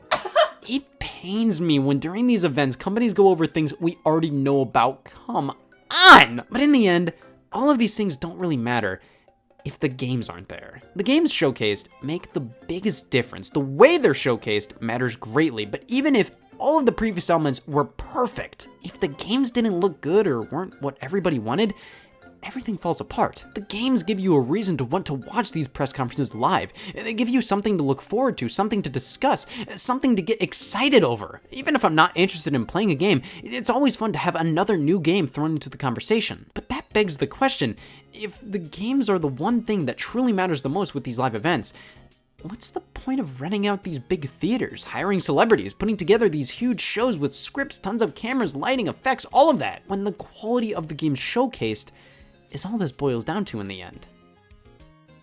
Why do I like these things? Live gaming press conferences have slowly been transitioning over to the digital event, a pre-recorded edited video broadcasted live that gives the exact same information but not on a stage. Nintendo was the first to initiate this move with their Nintendo Directs, and in 2013 they decided to forego a live press conference at E3 and instead chose to do a Nintendo Direct. People were pissed and then stopped caring. Sony started to do their own take on these pre-recorded events, and many other companies are trying as well. But Microsoft has been firm about keeping up with the live on-stage press conferences, and they consistently have the least to show during their events, damn it. The pre-recorded stuff is great, the pacing's good, there's less stuff that could go wrong.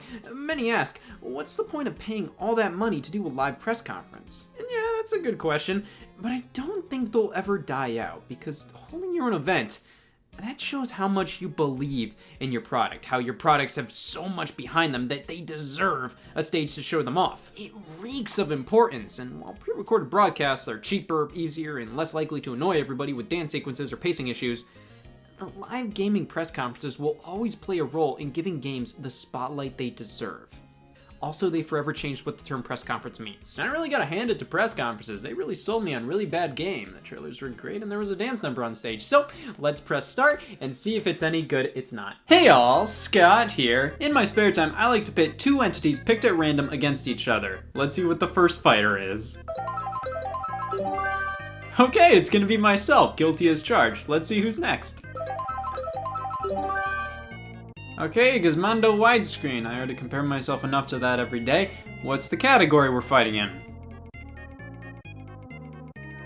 This isn't even Gizmondo widescreen's first win. The Wii U actually released. What did you do today? 250 games/babies are born every minute. They're both bustling industries. But because of how many games start development, it's fair to expect a good chunk of them to never reach completion. Game projects get canceled. It happens. They're such complicated pieces of media that sometimes things just end up failing to come together. But if games are so complicated, how complicated are the cartons you play them on? Listen, I'm not trying to downplay how difficult video games are to work on, but the video game consoles themselves, that's a whole different story. To successfully create a video game platform, a company has to talk to hundreds of other companies to see what they want out of gaming hardware, make deals, get games to come to the platform, get exclusive games in development, advertise the system itself alongside the games for it, create unique features, menu systems, all for a reasonable price. Developing a game system not only requires the creation of hardware, but fundamentally requires getting multiple other games in development, and because of that, yet not a lot of people make game systems as a hobby. I mean, EA could probably put out their own platform if they wanted to, but I have multiple questions, and they're all, why would they do that? There's a reason only 3 big console manufacturers exist now, and whenever somebody else tries to enter the ring, everybody can't stop laughing. It is incredibly risky to create a video game platform. With how much money has to get poured into not only creating the hardware, but funding exclusive game development, it's obvious why it's a 3-man game. But that's not to say others haven't tried or the big guys haven't attempted to launch other consoles with plans falling through. Canceled game consoles are some of the most elusive portions of video game history.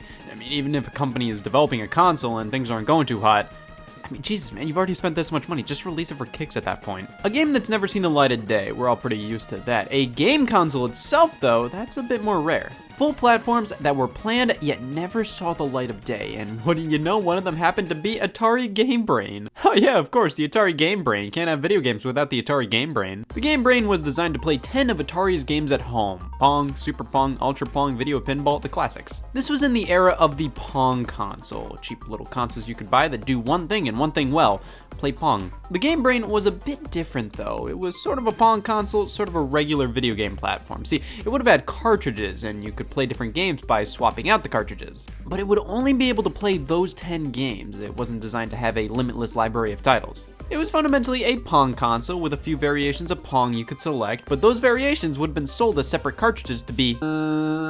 They decided against releasing the system because, I mean, the Atari 2600 was already out at that point. Who wanted this? Well, Atari was not one to shying away from releasing game consoles because around this time they were developing a handheld system, the Atari Cosmos. The big selling point of this thing was going to be its holographic display.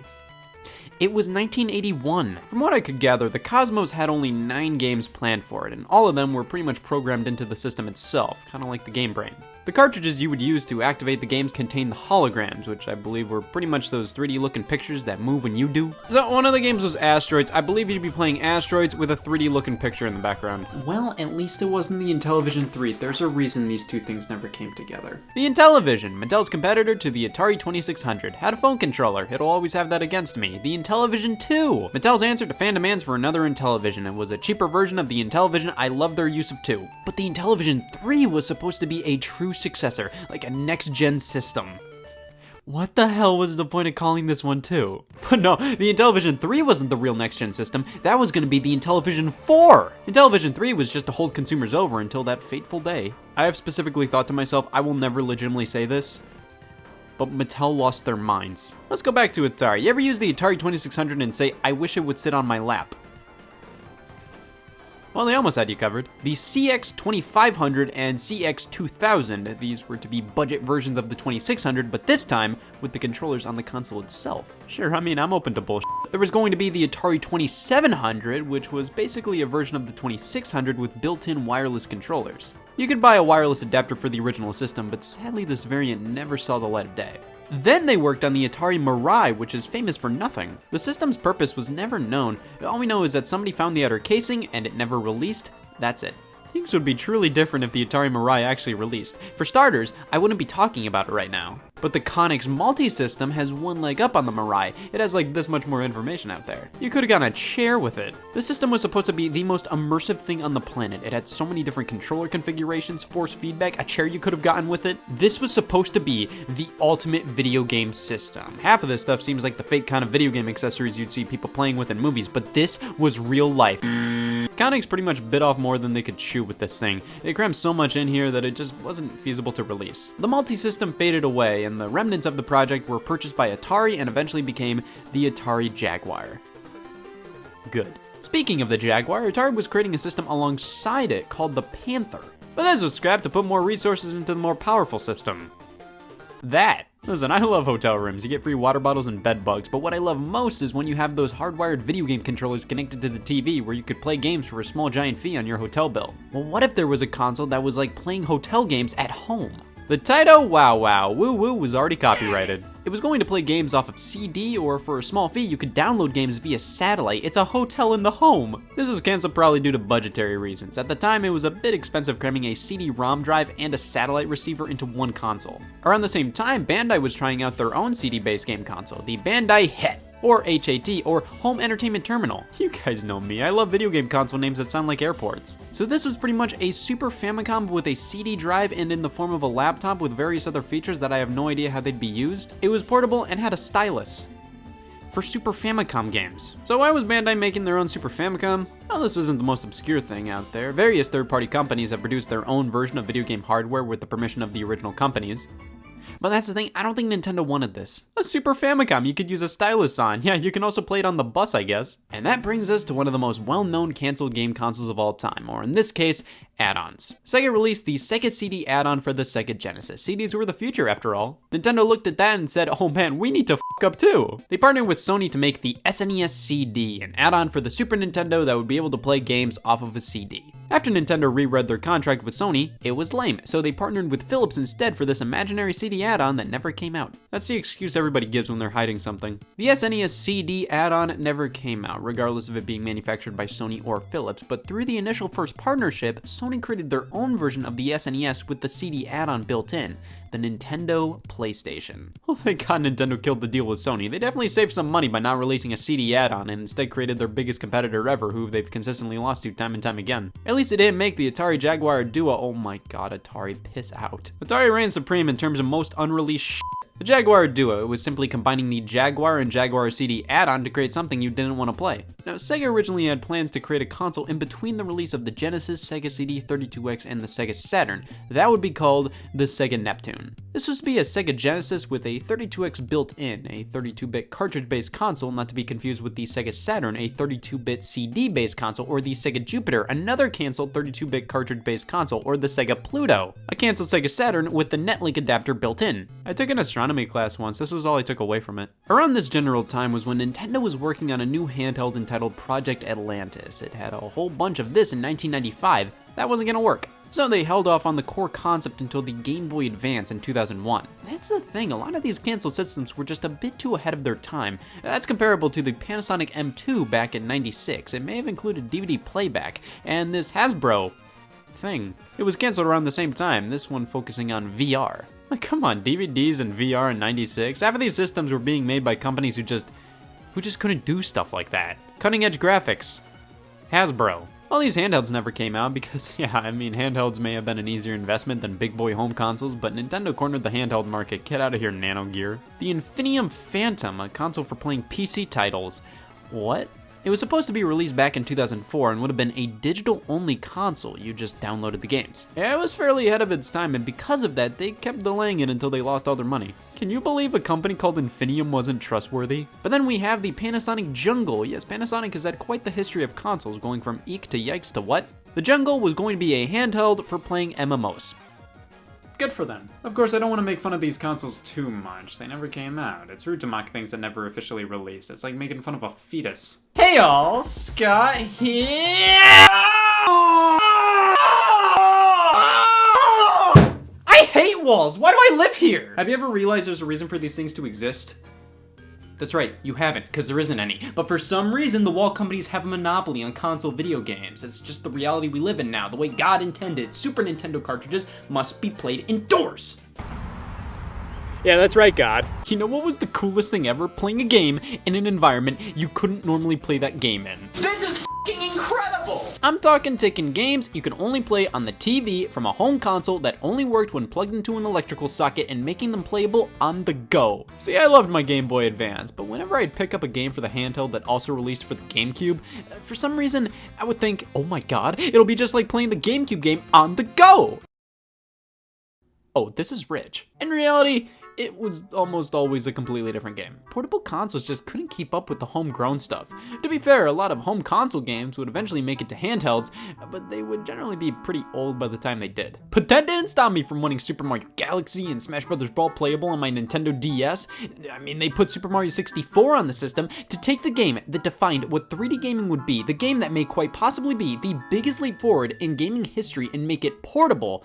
It's still a spectacle to behold. Taking things that always required to be plugged in at all times to be stationary in your home and giving you the option to take them on the go, that will always be a magical feeling. And while many games that appeared on home consoles eventually made their way to handhelds, no. I want to play the Super Nintendo version of this game, not the Game Boy Advance version of the Super Nintendo version. Look at this, it's kinda different. I don't want a portable device capable of playing versions of Super Nintendo games. I want a portable Super Nintendo. The idea of taking a home console and cramming it into something the size of a Game Boy has been around for quite a while. Sure, you could just buy the Game Boy version of that NES game, but wouldn't you rather play the NES game on the go? That was the mentality behind some of the first major home consoles to go, the Turbo Express and Sega Nomad. And with these, we can finally stay outside forever and still play console games, no looking back! The Turbo Express was a portable TurboGrafx 16. You could play the exact same game cards, though you couldn't play the games released for the console CD add-on. Now, I don't own a Turbo Express because I spent all my money on not this, but I do have a Sega Nomad. Could you tell? Yeah, this is the size of a concerning growth. It's definitely not the slimmest portable out there, but come on, considering it was released in 1995 and is a full-blown portable Sega Genesis, I think it's fairly understandable how big it is. Hell, a Sega Genesis cartridge alone is the size of a Game Boy Pocket. Of course this system's gonna be bulky. So to play this on the go, we're gonna need a battery pack.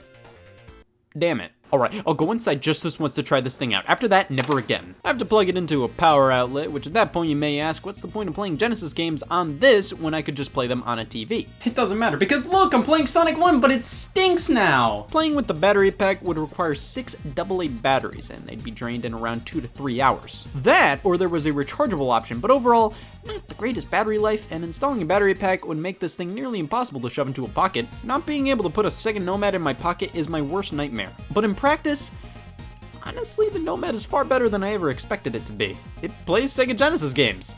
It is an official Sega Genesis after all. The screen was always what I heard the most horror stories about, how it didn't age that well. And yeah, I think the biggest problem is how blurry it can get, but it's way better than many made it out to be. It's still fairly playable. And now games like Sonic it may be a bit fast for, it gets a bit too blurry, but something like Streets of Rage works fairly well. You can adjust the brightness, which helps a ton, and you can even output the Nomad to a TV as well as connect another controller. This truly is a Sega Genesis on the go. You just can't attach any of the add-ons like the Sega CD or Sega 32X. I mean, who cares? What, was I really gonna play Fahrenheit on the go? Yeah. The Nomad's pretty impressive, all things considered. I mean, say what you will about the battery life and screen quality, but it's a portable Sega Genesis from 1995. That's crazy. But what if we want a little more power with a lot less compromises? Well, say hello to the PS1 LCD monitor, a way to play your favorite PlayStation games on a portable LCD screen as long as you're connected. One more trip inside and we can play our PS1 games portably. Released alongside the revised PlayStation model was a screen you'd attach with a couple of quarters, plug in and bam! It's honestly incredibly simple, and the screen and sound quality is excellent. I love how there's no extra wires, it just plugs in on the back, you plug in an AC adapter, and you're playing any PlayStation game you can think of on a mini screen. Now, of course, this isn't completely portable, you need to be plugged into an outlet at all times, but it makes bringing the system around places far easier. You can bring this to a hotel, a cottage, hell, you can get a car AC adapter and play this on the road. The screen attachment business started starting to start here. I mean, here's a third-party one for the GameCube, same general idea, but not nearly as well made, simply because the GameCube wasn't designed to work with something like this, the PS1 was. So we have this fun skin growth thing where we have to attach it here and attach this.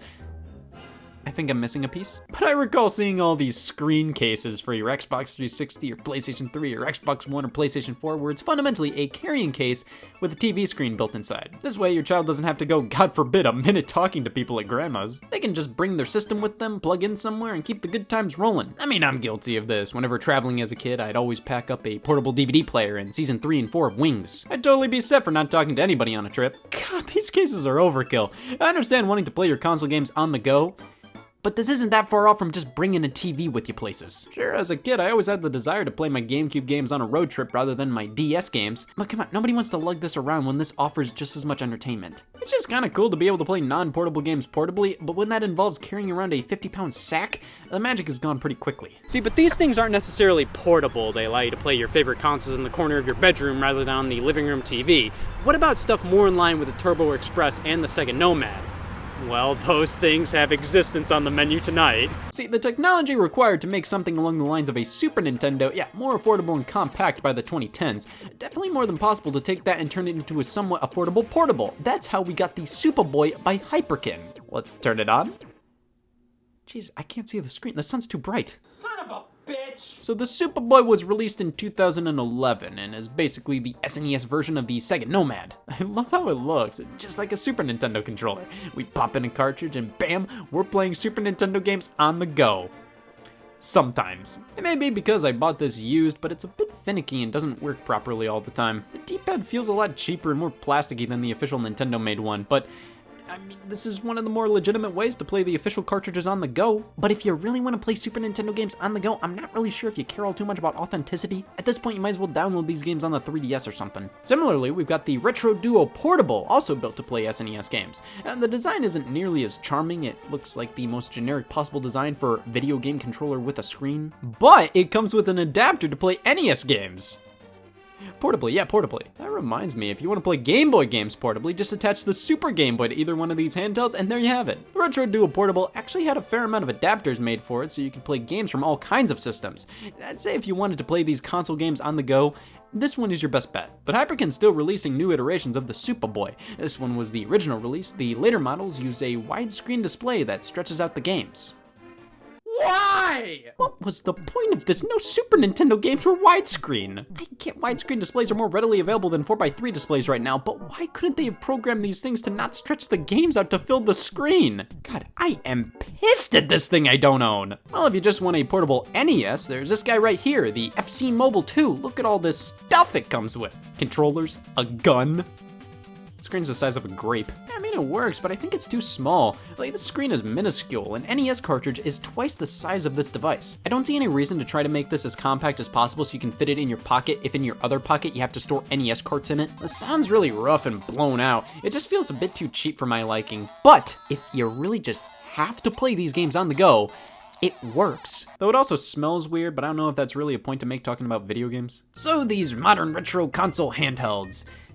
They're neat, but I don't see them as anything more than a novelty. Like I said, for people that just absolutely have to play video games via the original cartridges, the retro gaming purists, wouldn't they prefer playing these on a CRT with the best picture quality possible with the original controllers and unofficially made hardware and whatnot? It's still amazing to play these games via the original cartridges in the palm of your hands. I mean, that's just pretty neat. But many of these aren't the most well put together, like opening up the Superboy cartridge flap Are those wires supposed to be that visible? Jostling the systems a bit will cause glitches or freeze the games, and plus these cartridges are so big, I can't see anybody actively thinking, finally, I can play these games portably. These carts were not meant to be taken on the road, and these systems are nothing more than a neat little thing. But what if we take more modern systems and make portables out of them? To finally be able to play GameCube and Wii games outside, oh my god, that's the dream! Well, let's talk about these portable consoles we can play outside, but not play them because I don't have them.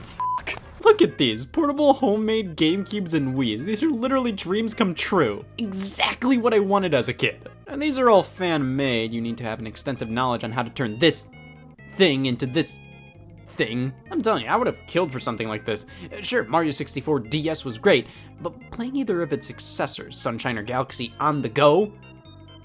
Oh. But alas, if you want a portable N64 or GameCube or Wii, You're gonna have to shell out the big bones or have a good idea of what the hell you're doing if you want to put one together. If you want to be more straightforward with this kind of stuff, obviously you could just wait until your favorite console games get remade or ported onto handheld systems. Donkey Kong Country Returns came to the 3DS, Marvel vs. Capcom 3 came to the PlayStation Vita. Sure, these are downgraded in some ways, but literally all of these portable solutions are downgraded in some ways. Yeah, the screen's smaller, the controls may be weird, it's always gonna be different. Of course, that begs the question, what about a console that, right out of the box, can be taken on the go with you? That's right. I'm talking the Wii U. You can plug your Wii U console into a power adapter and it'll still connect to the gamepad if it's close enough. That means for Wii U games you can play directly on the gamepad screen, they're about as portable as the PS1 with the LCD monitor. All you need to do is plug the Wii U in and that's it. It'll still stream video to the gamepad screen with no internet connection, nothing. I've seen dozens of people playing it at the airport or in the car. Maybe less than dozens, but still, it's possible. In the end, home console gaming, while incredible to be seen anywhere but the home, it seems like it's a bit too tailor-made for the TV. Many games like this were made to be played sitting on a couch, connected to the internet at all times, and taking advantage of the horsepower you can achieve with a fat box, not having to take a screen and battery life into consideration. Maybe console gaming was just never meant to be played on the go.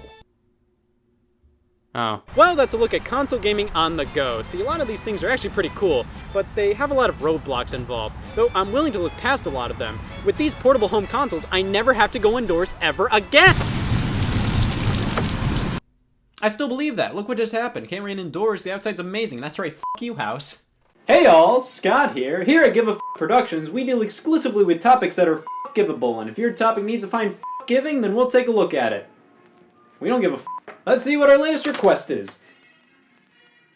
You know, even we have limits. Hey everybody, I'm E3 2000. Who the f*** is this guy? I laugh in the face of relevancy. Of course we're talking about E3 2000 today. What else would we do? Get out of bed? E3 2000 took place from May 11th to the 13th in 2000, and this was a bit of a transitional year in the gaming industry, one of the last major events where Sega had the audacity to live. Sony just released the PlayStation 2 in Japan and was about to announce launch details for the rest of the world. Sega's Dreamcast was struggling to make ends meet and they were starting to get desperate. Microsoft recently announced their plans to enter the gaming space, and Nintendo had Lego Racers for Game Boy Color. It was a hard year for PlayStation. This was Sega's last E3 as a hardware manufacturer. The last E3 before Microsoft fully stepped into the hardware ring with the Xbox. The only E3 where I have a press disc from Acclaim. Yeah, I won that yearbook superlative too. This is a product information disc given out to members of the press at E3 2000 by the game publisher Acclaim. I have a similar disc from 1999 by Konami. These discs contain info and images for journalists to utilize while writing up articles about what they saw at the event. And who doesn't give a f*** about what Acclaim did in 2000? You'd be surprised. Now, comparing Konami in the year 1999 to Acclaim in the year 2000 is like comparing Konami to Acclaim, you know, they just don't really compare. But the fact that Acclaim is harder to give a shit about means at least I have a challenge on my hands here. Let's see if I can care. What we have here is some screenshots, videos that don't play properly. All we get here is some audio, some press releases, and Fur Fighters. You're welcome, me. Wait, this isn't an Acclaim press disc? This is worthless! Yeah, there's not much to this one. Still a cool piece of history, but it's not like we're changing history looking at this thing. And even if there was earth-shattering information on here, do I really want to be known as the guy who unveiled Fur Fighters 2 existed? Well, that was a fun waste of a disc insertion motion. I guess the only thing left to do here is to take a look at each of the major companies that took part in E3 and rate their performances on a scale of 1-5 knee slaps. Knee abuse activism is a joke. Sega, you know, the company with the name? They were starting to get desperate here. With the PS2's impending launch worldwide after already releasing in Japan, the Dreamcast future was looking bleaker and bleaker by the day. It seemed like the Dreamcast had tons of amazing games, and even more that were shown off at E3 2000, but the PlayStation 2 was the PlayStation 2.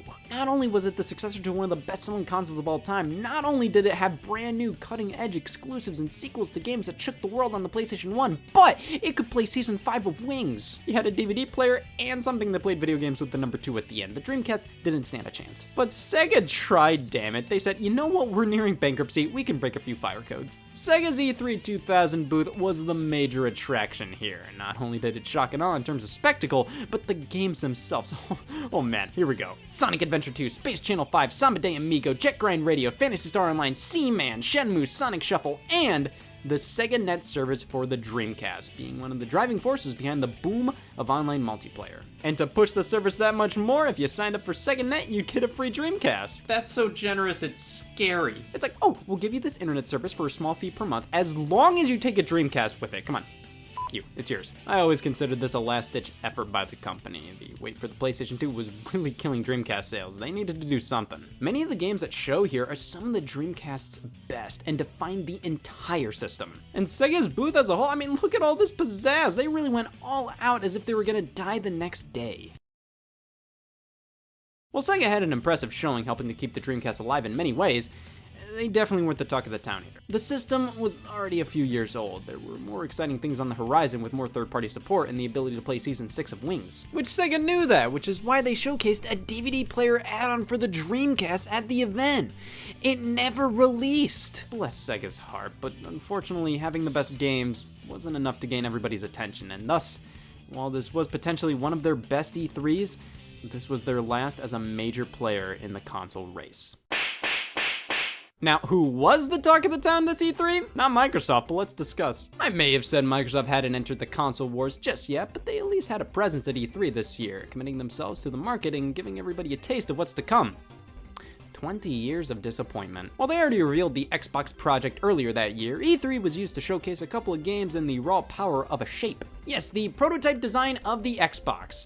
It's an Xbox. MechWarrior 4, Crimson Skies, Midtown Madness 2, there was stuff, and impressive stuff, but no stuff that really stood out in comparison to what the competition was offering. I mean, Microsoft was a new player in the game. They just didn't have the appeal of Sega, Nintendo, and Sony just yet. But of course, I'm leaving out the big one.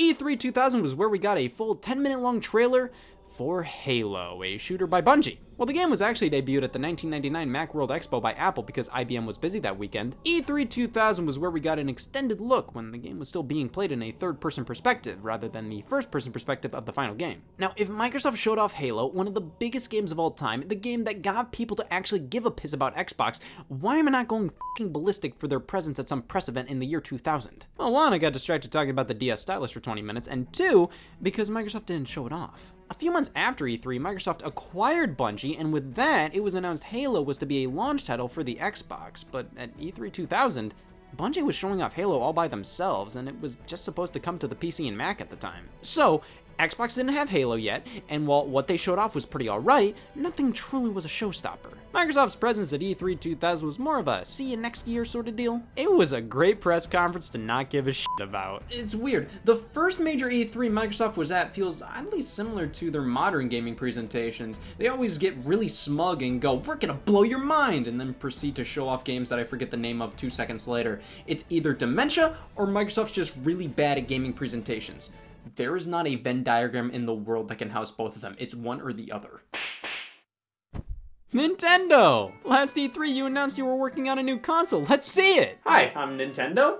I'm disappointing. E3 2000 for Nintendo was still focused on the same old, Nintendo 64 and Game Boy systems. Just a few months later, Nintendo would hold their own conference to talk about their next generation systems, called Space World 2000. But what did that leave to be discussed at E3? Don't you f***ing listen? While the Nintendo 64 hardware was it was looking rough by this point. There were still tons of games Nintendo was showcasing for the platform, most notably The Legend of Zelda Majora's Mask. On top of that, Rare's 12 Tales Conquer 64, which debuted at E3 1997, finally resurfaced as Conker's Bad Fur Day, taking a whimsical E-rated platformer and transforming it into a urinal cake. To really highlight this, they decked out their E3 booth with an open bar for the game. The previews journalists wrote up were damn near worthless. Banjo-Tooie, Kirby 64, Paper Mario, Mario Tennis, Perfect Dark, Hey You Pikachu, Pokemon Gold and Silver, and over at Capcom's booth, they were showing off an exclusive Resident Evil game for the Nintendo 64, Resident Evil 0. Only for the Nintendo 64. Yeah, they had a lot of good stuff here, but man, look over at Sega. They've got a Seaman. Nintendo was truly the odd man out here. Without their next generation hardware, it made them look stuck in the past and weak in comparison to what everybody else was bringing to E3 this year. Was it a bad E3 for them? No, I'm not insane. But it was a soft one overall. Not bad by any means, but they did a little to impress compared to the others. Sony, our favorite little corporation, they're making the PlayStation 2. How could they dare to get anything but 5 knee slaps? Please don't. Well, Sony was definitely the talk of the town this year with the PS2 releasing soon. This was the next generation console. They had the fan base, the support, and the technology to really push public opinion in their favor. They paid Frankie Muniz to go to E3 to play video games for PlayStation Underground. They meant business. So what did Sony show off? Not f***ing Lego racers for Game Boy Color, I know that. The PS2 lineup, I don't know, it was kind of underwhelming. The big showstopper, no doubt, was Metal Gear Solid 2. It was being shown off on this ass big screen on the show floor and it got everybody's attention. Of course, with that game being exclusive to the PlayStation 2, Sony gets a point for that. But what else was really being shown for the system at this event? Gran Turismo, Fantavision, Dark Cloud, Eco, Armored Core 2, Oddworld Munch's Odyssey, but that ended up being exclusive to the Xbox. Yes, again, many of these were good games, but it just isn't that exciting of a lineup. I feel like the Nintendo 64 games had more to them than most of this. Sega had a better roster of games being shown, and they were hooked up to a breathing tube. The PS2's launch window games just weren't these you gotta play it games, but it didn't matter. The games were good enough, and the aura around the concept of a PlayStation 2 in general was great enough that nobody cared. They just wanted a PlayStation 2 at that point. The price point of $299 and a release date of October 26 was announced, alongside 51 games to be released by the holiday season. Not a bad showing, but nothing major enough to make this not pretty lackluster for the PS2's first major E3. Wow. That was one of the worst E3s that could have possibly happened in the year 2000. Wasn't bad, but just sort of a soft year. Sure, Sega was good, but do you remember the dead guy for holding a good E3? No, you remember from being fucking dead. Like I said, this was definitely a transitional year. Sony was still showing off a bunch of PlayStation 1 games, Microsoft barely had anything to show yet, Nintendo forgot they were even making a new console, but from what I've noticed, that year or so before a new generation starts is almost always a bit mediocre. And E3 2000 was definitely mediocre, though next year we should have new consoles to look at and one less Sega to talk about, and without E3 2000 we wouldn't get to that point, so that has gotta make E3 2000 worth giving a f*** over. I tried, okay? Hey y'all, Scott here. Don't you just love reading the ESRB age rating descriptions on the back of each game? Everybody's Golf has mild language and suggestive themes, and Chibi Robo Ziplash has ha ha ha ha. Oh wait, Nintendo, you're actually releasing this? But have you ever noticed any of the games that don't have descriptions? Well, if the ESRB didn't have anything to say about it, then what does it mean about this game's quality? Well, I'm gonna try and keep an open mind and try it out. What the f***? Eminem's kart racing wasn't good? You're a parent in the Walmart video game section, and you have only one thing on your mind.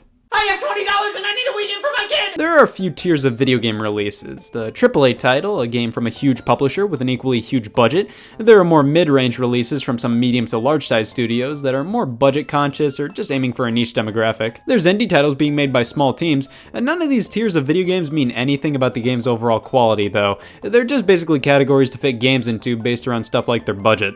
But there is one tier I haven't mentioned yet, one that is all about the game's quality, the developer's intentions, the budget, everything. Did somebody order terrible? Shovelware is the term used to describe a wealth of some of the worst video games ever conceived barfed onto a popular platform while also being Spellcheck's mortal enemy. When a video game console does exceedingly well, more and more games release for it. Now that sounds like a good thing, but what ends up happening most of the time is that many developers and publishers exploit the more casual side of the system's fan base, people who don't keep up on what the latest and greatest releases are. These studios whip together games that barely have any thought, time, or money put into them, spanking them onto store shelves, generally for around $20 or so, waiting for people who don't know any better to pick up the game because, oh, my little Jimmy has a Wii and he fucking hates chickens. Shovelware preys on consumers who are attracted to the low price and general cover art. You mainly see some parents buy their kids this stuff because, hey, it's cheap, it looks like kids would enjoy this, and they really don't know what a high quality game is compared to shovelware. Most parents don't know the difference between Gummy Bears Mini Golf and Metroid Prime 3. I don't expect them to, but that's how this stuff does so well to begin with. That's why so much garbage was thrown onto the PlayStation 2, the DS, the PlayStation 4, and most recently the Nintendo Switch. But easily the most well-known shovelware hangout spot was the Nintendo Wii. Having the audience of the console primarily be families, oh my god, shitty developers had a field day with this system. Whether they be generic games that appeal to people looking for another Wii Sports type game, budget licensed titles that preyed on fans of the source material, or just shit, the Wii had it all. Used to be able to walk into a Walmart, shove your hand into the video game's bargain bin, and pull out, oh well, my evening set. Chicken shoot! After manure, it's the first thing I think of when I hear the word shit. Weirdly enough, this was a part of the popular chicken murder genre on the platform. This is actually a port of a computer game, later turned Game Boy Advance title, so this ain't humanity's first chicken shoot rodeo. You shoot animated chickens, yes, how dare they, Nit? We have to kill them all! You keep shooting chickens until it's time for the next stage, which is a completely different part of the world, helping alleviate their chicken infestation. The Himalayas, yeah, big chicken problem down there. Oh, look at this, this is paradise. There isn't much to this one. The title doesn't lie, I'll definitely give the game that. You shoot chickens, and that's all you do. Hold on, I forgot the egg mode!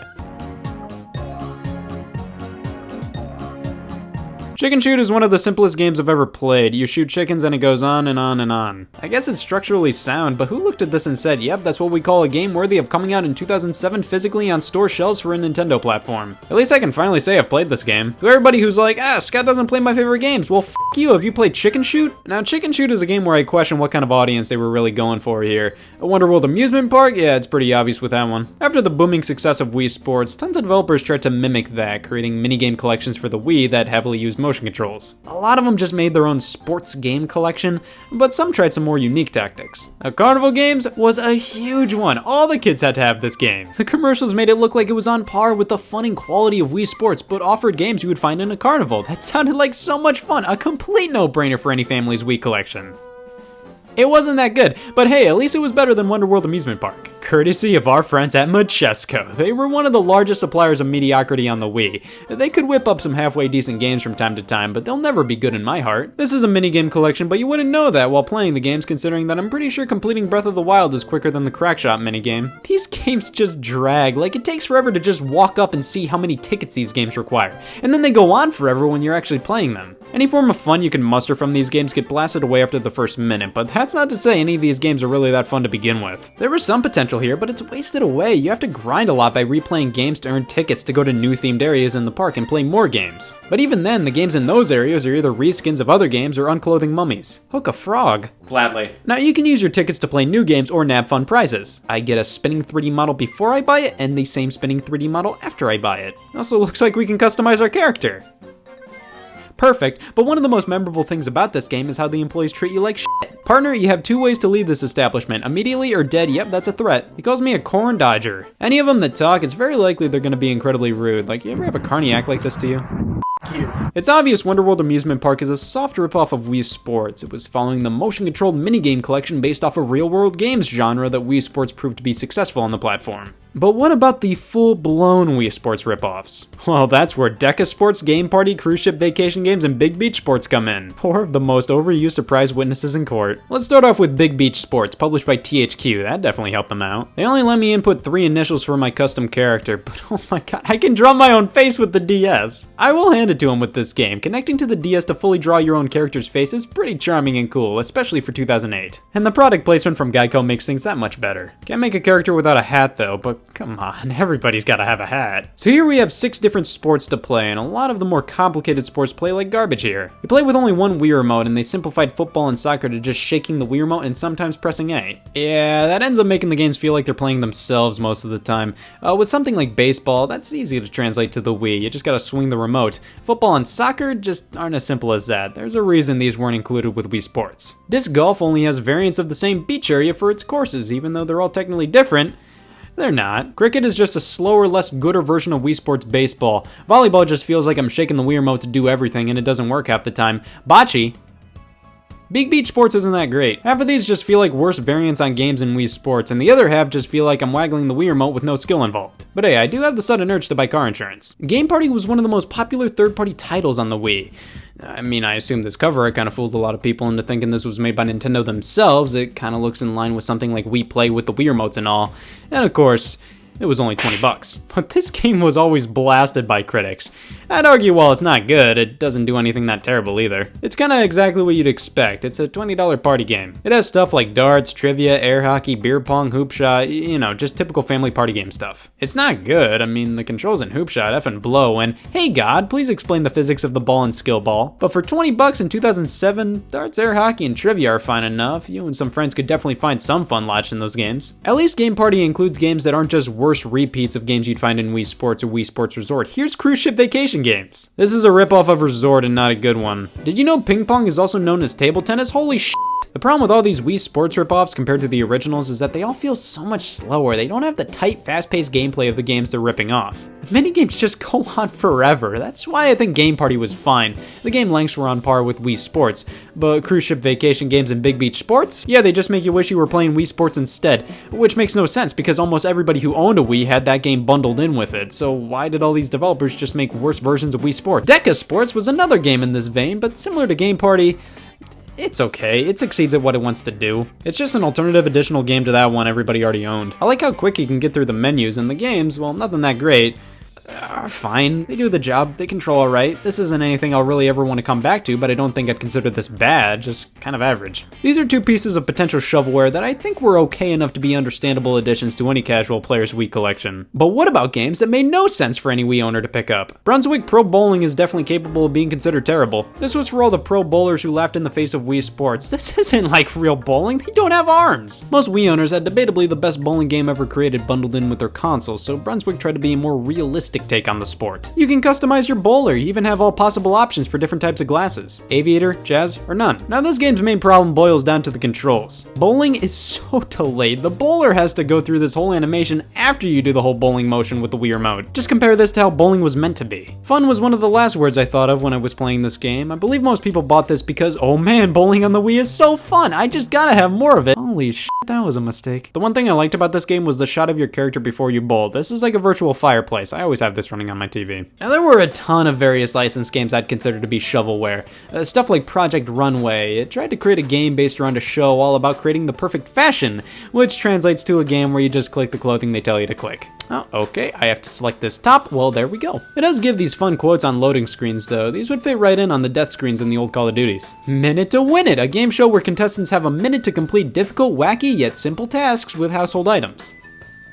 Why make this a video game? Wasn't the entire point of the show being able to easily play all these games in real life at home? This game has some of the cheapest feeling animations and constantly repeating sound clips from Guy Fieri. Just look, they couldn't have been bothered to fully animate anything like the level increasing or losing a life. It's all like a slideshow. At least I can do this. I've always wanted to say yes to Guy Fieri. Movies weren't off limits either, especially Balls of Fury, available now on HD DVD. I remember the parody stupid comedy movie era. This fit right in alongside Scary Movie, Date Movie, Epic Movie. This was a fun way to experience the Balls of Fury movie trailer, and it even came with a free ping pong game. It's a little unsettling having these gross 3D model recreations of the actors, but besides that, this is just a lame ping pong game with finicky as hell controls. You can give your opponent some of this and that, and also play the game for 10 plus hours to unlock this trophy, but at the end of the day, this is a table tennis game with terrifying models, bad controls, and nothing else to do other than eject the disc and play Eminem's Kart Racing, or Eminem's Racing Team as the game likes to call it. This game has an interesting font choice. They squish a lot of the letters together, which makes some words not look right. Hey, looks like Noose has the best lap time. Compared to a lot of the other garbage shovelware racing games on the Wii, this one doesn't control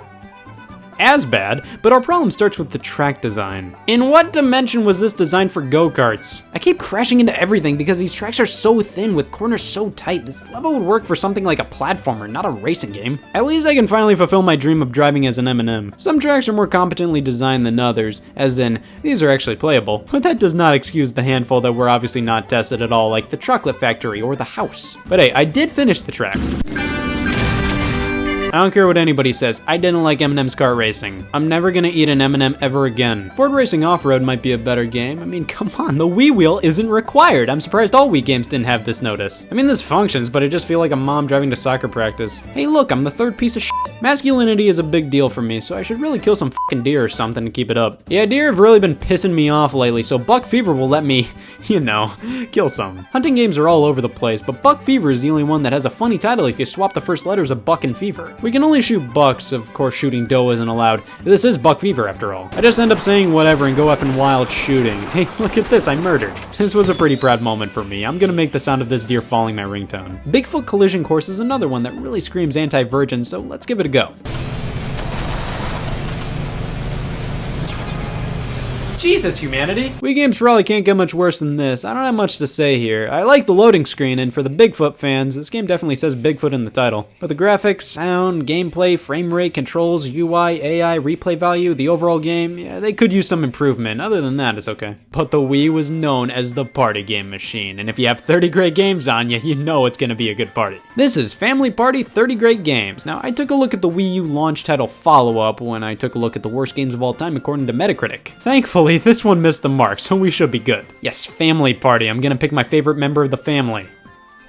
This game stinks, so it's obviously a minigame collection, but my problem with it is that they make all the minigames last an eternity and overly complicated. There are pages of rules for each game, and when I beat a game in 15 seconds, the computer's timed out after a minute and a half. Then there was this one minigame where one person had to make it to the goal while everybody else was shooting junk at them to try and slow them down. In something like Mario Party, this would be just a simple 1 versus 3 minigame where one person had to walk across. Nah, here everybody gets to walk across. You just all take turns while 3 of the other players shoot. That makes this thing last forever. The Family Party series isn't my favorite, to put it bluntly, and now all I can do is just sit here and think to myself, man, just imagine. Party babies. Oh, f***.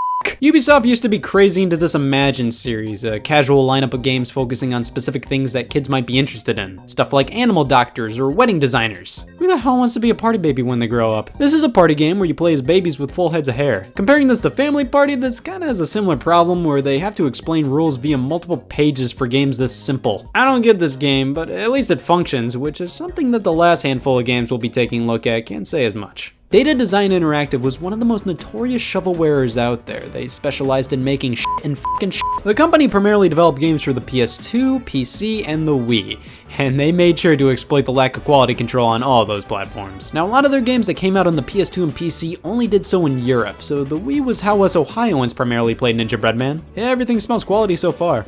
Yes, this is a Gingerbread Man-based 3D platformer. You jump by shaking the nunchuck. No. We shake the Wii remote to not hit enemies, and hit the B button to do this projectile thing. And that's the gameplay of Ninja Bread Man, and yeah, you heard it here first, folks. This isn't a good video game. There are only 4 stages, the camera is garbage, this projectile attack is only used for specific enemies, and the entire game can be beaten without ever using it past the tutorial. The whole nunchuck jumping shtick really seals this game's fate, as it could have been better. But thankfully, you can just hit the Z button to jump. It's a hidden tactic only us Ninja Bread Man players know of. The game only talks about shaking the nunchuck to jump. However, jumping with a button does far from enough to fix the controls. You move so fast, and the hit detection with enemies is abysmal, which makes this game way harder than it has any right being. But all you do is collect all the keys to open this portal, and my god, who knew bees hated gingerbread this much? When I finally got all the keys to go into the portal to move on to the next stage, it wasn't working, and I forgot to talk about the final mechanic in this game. You die by dying. Alright, well, let's give another one of their games a try. Anubis 2, or Anubis II. There was never an Anubis 1 game. This character is supposed to be the second incarnation of the Egyptian god Anubis, so I assume this title is supposed to be read as Anubis II,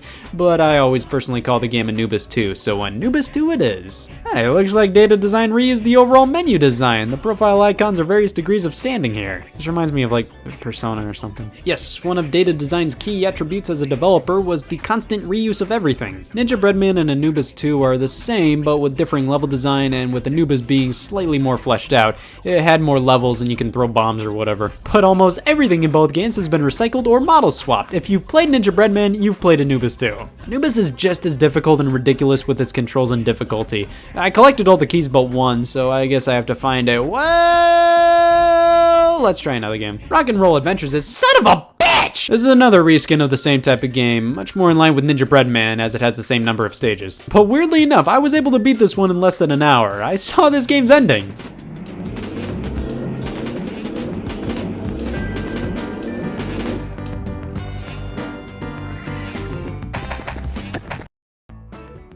It doesn't have one. There was another game like these, Mythmaker's Trixie in Toyland, literally the exact same game but with slightly different levels and a different theme. This was definitely a trend with Data Design. They would make multiple variants of what basically was the exact same game. They did platformers and racing games, Monster Truck Arenas being one of them. Monster Trucks Extreme. You got 2 of those words right. Yeah, racing monster trucks. These tracks never end. It takes forever to finish a race. Single laps take about the same amount of time as entire races in Mario Kart. Like, my god, my thumb aches from holding the acceleration button for so long. Replay the level? Who the hell would say, yeah, you know what, I should do that. Kawasaki Jet Ski is formatted in the exact same way. It's a racing game, but this time on jet skis. This one looks like it has the most content out of all the Data Design games so far.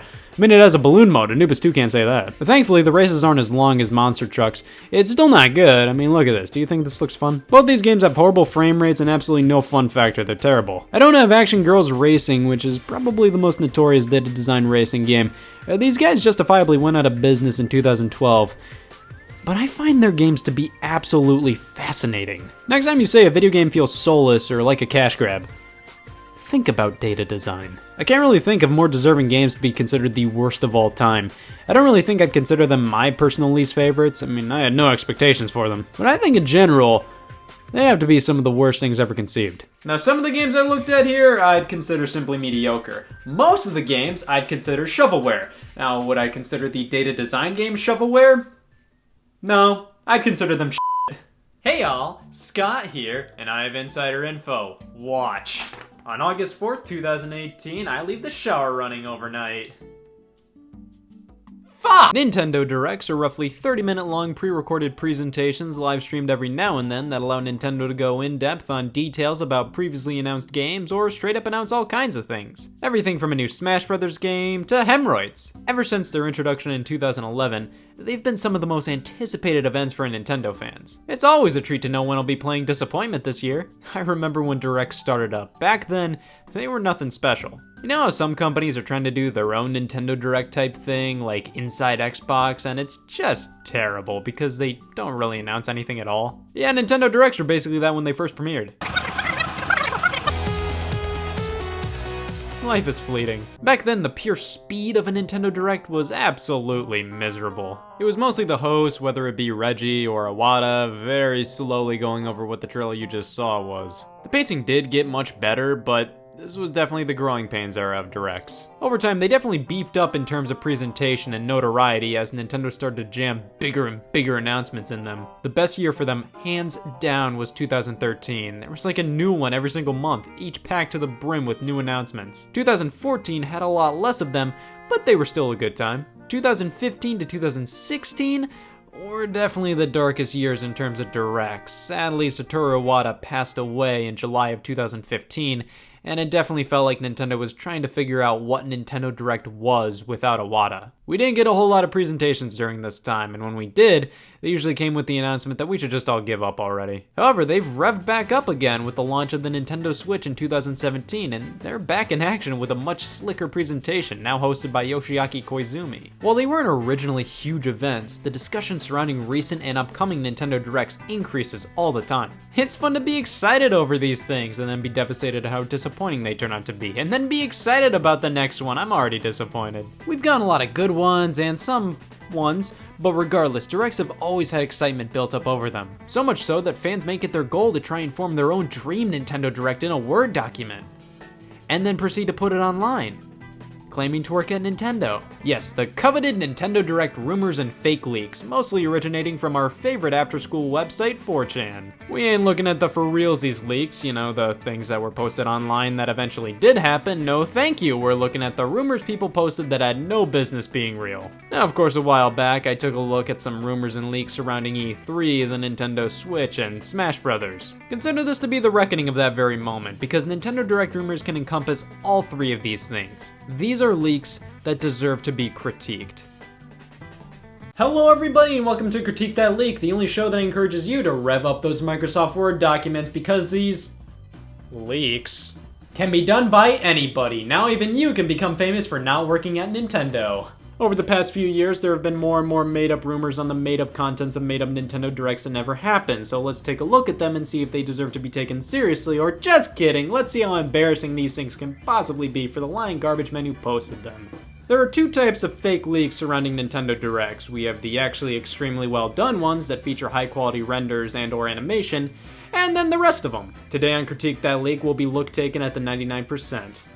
Many were vocally shrieking about the supposed leaked Direct lineup for July 22nd, 2018 simply because two of the things listed were officially announced. Funko announced they'd be making Pokemon figures, and Nintendo announced Mario Kart 8 Deluxe would continue to receive updates. This leak details that Nintendo would announce a new partnership with the Abstinence Factory and squared out a new DLC pack for Mario Kart 8 Deluxe. We'd also get a new Super Mario Bros. Game for Switch entitled New Super Mario Bros. World, which I keep trying to tell myself is a bad title. So many Mario games have the word world in them. It'll confuse people, but I kinda sorta like the title. Mario Maker for Switch comes with a stylus, Mother 3 comes to the 3DS and a remake entitled Mother 3D, Mortal Kombat X, Kingdom Hearts 3, and Fallout 76 come to Switch, Star Fox Racing, Mega Man 11, and Pokemon Let's Go Pikachu and Eevee.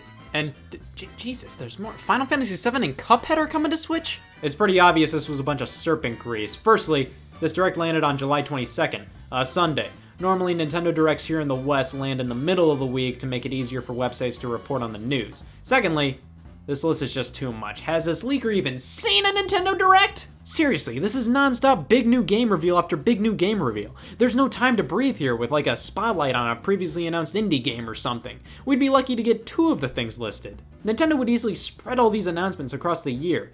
Also, why would they announce a new Super Mario Bros. Game alongside Mario Maker? The thing is, people don't care.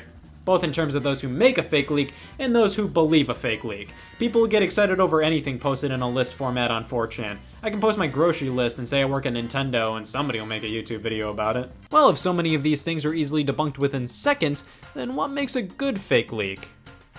Nothing really, most of these are pretty raw. Oh, Legend of Zelda Shard of Nightmare, no way! That was my latest search on WebMD! I mean, we can look at examples like Artsy Omni's Rayman for Smash Bros. Leak, this Nintendo Switch update, or even this Isle Delfino and Mario Odyssey one. And these are all high-effort, high-quality fake leaks, and while they do have inconsistencies, they are rather believable at first, second, or even third glance. They're all well done, to put it lightly. But these are few and far between here in Internet County. Most of the time we're dealing with lists. But I'll be honest, even when most rumors posted online are lame, there's just something magical about a dumb fake leak. Every time a cobbled together Smash Bros. Menu screen or Nintendo Direct list gets slapped onto the web, I enjoy taking a look at them, not because I believe them to be true, but it's fun to see just how bizarre they can get, how real or fake it looks, how well the leaker can make something seem believable. And they can actually get your mind a-racing about games you might want to see in the future, like that rumor about a Diddy Kong Racing 2. The problem with these lists stem from the fact that they have the audacity to claim they're real. Instead of just posting them online and saying, hey guys, I whipped this up real quick in Google Docs, you think it sounds cool? Just take a blurry picture off screen and that'll get people talking. You see, I like looking at these contents right here, you know, the ideas behind these rumors. The problem is the people who want these things to seem believable think it's believable for people to take pictures like this. A Nintendo Direct in January 2018? I've heard that one before. This list highlights the game Fire Emblem Mutiny, which this title is at least a metric 12 times better than the actual Fire Emblem Switch game's name we got. What is that? Purple and Gold Joy-Cons, Box Boy Collection, which I assume is on the Switch, Bayonetta 2, Yoshi's Pop-Up, Street Fighter, Kirby, Octopath Traveler is renamed Octopath Voyage, Final Fantasy 15, Nier Automata, and Grand Theft Auto 5. Everybody was going nuts for a potential Nintendo Direct in January 2018, and this does a good job of being disappointing enough to be believable. Hey, Final Fantasy 15, Nier Automata, and Grand Theft Auto 5 are all awesome third-party titles for the Switch, but overall this Direct would have been a bit lighter in terms of pure Nintendo games. I'll gladly say, while this isn't the most exciting rumor to me personally, it was definitely one of the more believable ones. Folders! This guy's thinking out of the box! You see, everybody else does a list. This guy does folders, like he's working for Nintendo PR. He has a hard drive full of everything the Direct's got, including WarioWare Amiibo Mania, where WarioWare is spelled with a space in between the words, which isn't how WarioWare is spelled. You smell that? We're in 2015, where people actually took these things seriously. A new Lost in Blue game for 3DS? Well, that's at least bizarre enough to work. Project Steam? Yeah, the game was already named Codename Steam at E3 2014. This is getting less leaky by the leak. A Bayonetta game for 3DS? Yeah, sure. For new 3DS games, this guy decided to name ports of console games new. Alright, that sounds Nintendo-y enough to work, I'll give him that one. Grima's Vengeance, Mario Wii U, well, this is obviously a pretty packed Direct. This one has its flaws, but I'll give it some slack. Nothing's too out of the ordinary. Outside of words on the internet, fake Nintendo Direct leaks can be so much more. For example, they can be stuff like a screenshot of King K. Rool and the Great Base Stage from Melee being revealed for Smash Bros. In a Direct. Or it can be stuff like New Super Mario Bros. U and Mario Kart 8. God, shut up! Splatoon has always been a key victim in fake leaks. Ever since the first game came out, people would not stop doing these Super Mario Sunshine leaks. Looky here, tap a Mario amiibo in Splatoon and you can play as Mario. Apparently, but why is there a random Splatoon screenshot here? Is it a separate mode where you have to clean up the ink as Mario? This diagram raises more questions than answers. If you're not into Mario Sunshine in Splatoon, we can always dabble in the Sonic franchise. Logo mock-ups appearing off screen just blurry enough for everybody to excuse the shittiness appear every now and then. Wario Land Awazon's Treasure, Awazon being the location from the Virtual Boy Wario Land game. Not a terrible leak, but then we have a remake of The Legend of Zelda Link's Awakening. God, I love effort. Tried and true Nintendo Switch presentation 2017. Not a true Nintendo Direct, but close enough to talk about some fun logos. Apparently, this leak states that the Nintendo Switch console, Breath of the Wild, Splatoon, Mario Kart, Rabbids Kingdom Battle, and Super Mario Universe will all launch on March 17th, 2017. I will give this leak credit that the logos look nice, not necessarily the most professional in the world, but good enough. However, the title Super Mario Universe is the most overused name any fan suggests for an upcoming Mario game. Also, What the hell do I call this Mario Kart game? Mario Kart 8 Switch? Mario Kart Infinity Switch? Is the 8 on its side just an aesthetic thing now? And is it just Mario Kart Switch? That's the first no-no of any logo design, if it's confusing to even understand what the title is. Also, just my opinion, but if Kelly and Marie were both revealed as Smash Brothers characters and they both have the same stay fresh following their names, wouldn't it make more sense to show them in the same screen rather than separate, like Callie and Marie stay fresh? The mock-ups look cool, it's just believable. Yeah, right. You ever get home and you're like, I know what I'm doing tonight, red Times New Roman font. A new Nintendo 2DS Regular Edition. That's one way to run a business. The Legend of Zelda Breath of the Wild Edition. For what? Yeah, this is gonna be a critique from me. If I had to describe Smash Brothers in 8 words or less, I'd say it's random matches with some characters and mechanics, which according to this here leak is how Nintendo describes their own video game on an E3 showroom instruction list. Obviously, this list would be for people demonstrating the games at E3, so why are the descriptions written as if it's a leaker on 4chan describing what's going to be shown at E3? Huh. Nintendo Direct rumors will always be f***ing stupid, but I'd be lying if I say I don't get a kick out of taking a look at them. Not believing them, god no, let me set that straight right now. I see way too many people freak out about a random 4chan post about an upcoming Nintendo Direct, and man, if it doesn't have credibility, don't give it the time of day. Don't believe stuff immediately, you'll just set yourself up for disappointment. To all you real leakers out there, make sure you pump the brakes, man. Some teases can be alright, but you really ruin a lot of surprises. To all you fake leakers out there, put some more effort into your list, make them seem more believable. Wait, this one says confidential on it, never mind. And that is how a leak is critiqued, and while I do think most leaks are dumb, what can I say? I love looking at these things. I actually would really like to see how a lot of these leaked Nintendo Direct lists were made.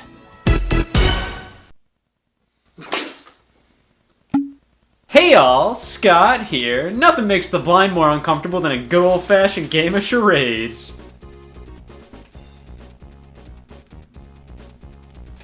Let's go on eBay and look for a stack of Game Boy Advance games. I mean, what else is eBay meant for? You see, this one includes Mario Kart Super Circuit. This one has Mario Kart Super Circuit. Here's a lot with Mario Kart Super Circuit. Oh, hey, Bionicle, and Mario Kart Super Circuit. From this, I can tell Mario Kart Super Circuit's a really popular game that absolutely nobody wants. Yes, the very first portable Mario Kart title. You could play the first 2 games on the go, but that was a mess. Plus, there was a rumor back in the day that supposedly a Mario Kart for the Virtual Boy was in development. The only proof of this is some German magazine listing it as in the works. And by in the works, they meant possibly never was in the works, and if it was in the works, thank God they put this game out of its misery. Even if a Virtual Boy Mario Kart released, this would have still been the first truly handheld Mario Kart. It was always incredibly exciting to see what once was a home console exclusive series make the jump to a portable. To be able to play Mario Kart wherever you want, that was a huge deal. This was the first Mario Kart title I owned myself, and I played this like crazy on road trips, and I lost it at my uncle's house. That was a rough patch of my career as a 6-year-old. But regardless of losing it, I always retained some great memories of this title. It had a certain charm with the graphics and music that always resonated with me. To be honest, this was the Mario Kart of my childhood. Mario Kart Super Circuit, also known as They Keep Getting Smaller, came soon after the launch of the Game Boy Advance in 2001, and they definitely waited for the right time to actually put Mario Kart on a handheld. And in my opinion, this game made the Game Boy Advance look competent as all hell. It was originally titled Mario Kart Advance, which turned out to be the final name in Japan, and it was developed by Intelligent Systems, a developer well known for WarioWare, Paper Mario, Advance Wars, and that one series all those Smash Brothers characters came from. This was the only Mario Kart they ever developed. I don't know why they specifically made this one. I assume it was because Nintendo themselves were busy with other games at the time, but who knows. Yeah, there's just not a lot of background to this one. It's a Mario Kart that came out. Well, that's 1 point for Super Circuit. Oh, this is a close one. Super Circuit's the Mario Kart game everybody forgets about, the one, in my opinion, that impacted the series the least. That doesn't mean it's bad. It's just the best worst Mario Kart. It's obviously not something I'd actively want to play in comparison to, you know, most other Mario Karts, but it's still a decent game. I think it gives Super Mario Kart a run for its money if that means anything to you. But does it deserve to be the highest rated Mario Kart of all time on Metacritic? Now I think more people have fond memories of Mario Kart DS in comparison to this one. A DS was such a monumental game in the series, introducing so much that would become staples of the franchise. Well, Super Circuit's just kinda Mario Kart for Game Boy Advance and not much else. I actually never owned Mario Kart DS in its heyday, but obviously I did own Mario Kart Super Circuit. Yeah, I'm one of those guys. These games are comparable just because they were the first two portable Mario Karts, and I think it's fair to say they represent two very different eras of the series, even though they were only released 4 years apart. DS has that chaotic, wacky fun of the modern games, while Super Circuit is far closer to the more skill-based gameplay of Super Mario Kart. And by more skill-based, I mean you can't just barf out a bullet bill and go wee. The computer players cheat here, you have to deal with it and play better than them. Alright, enough dawdling, let's see why nobody cares about this game anymore. Title screen-wise,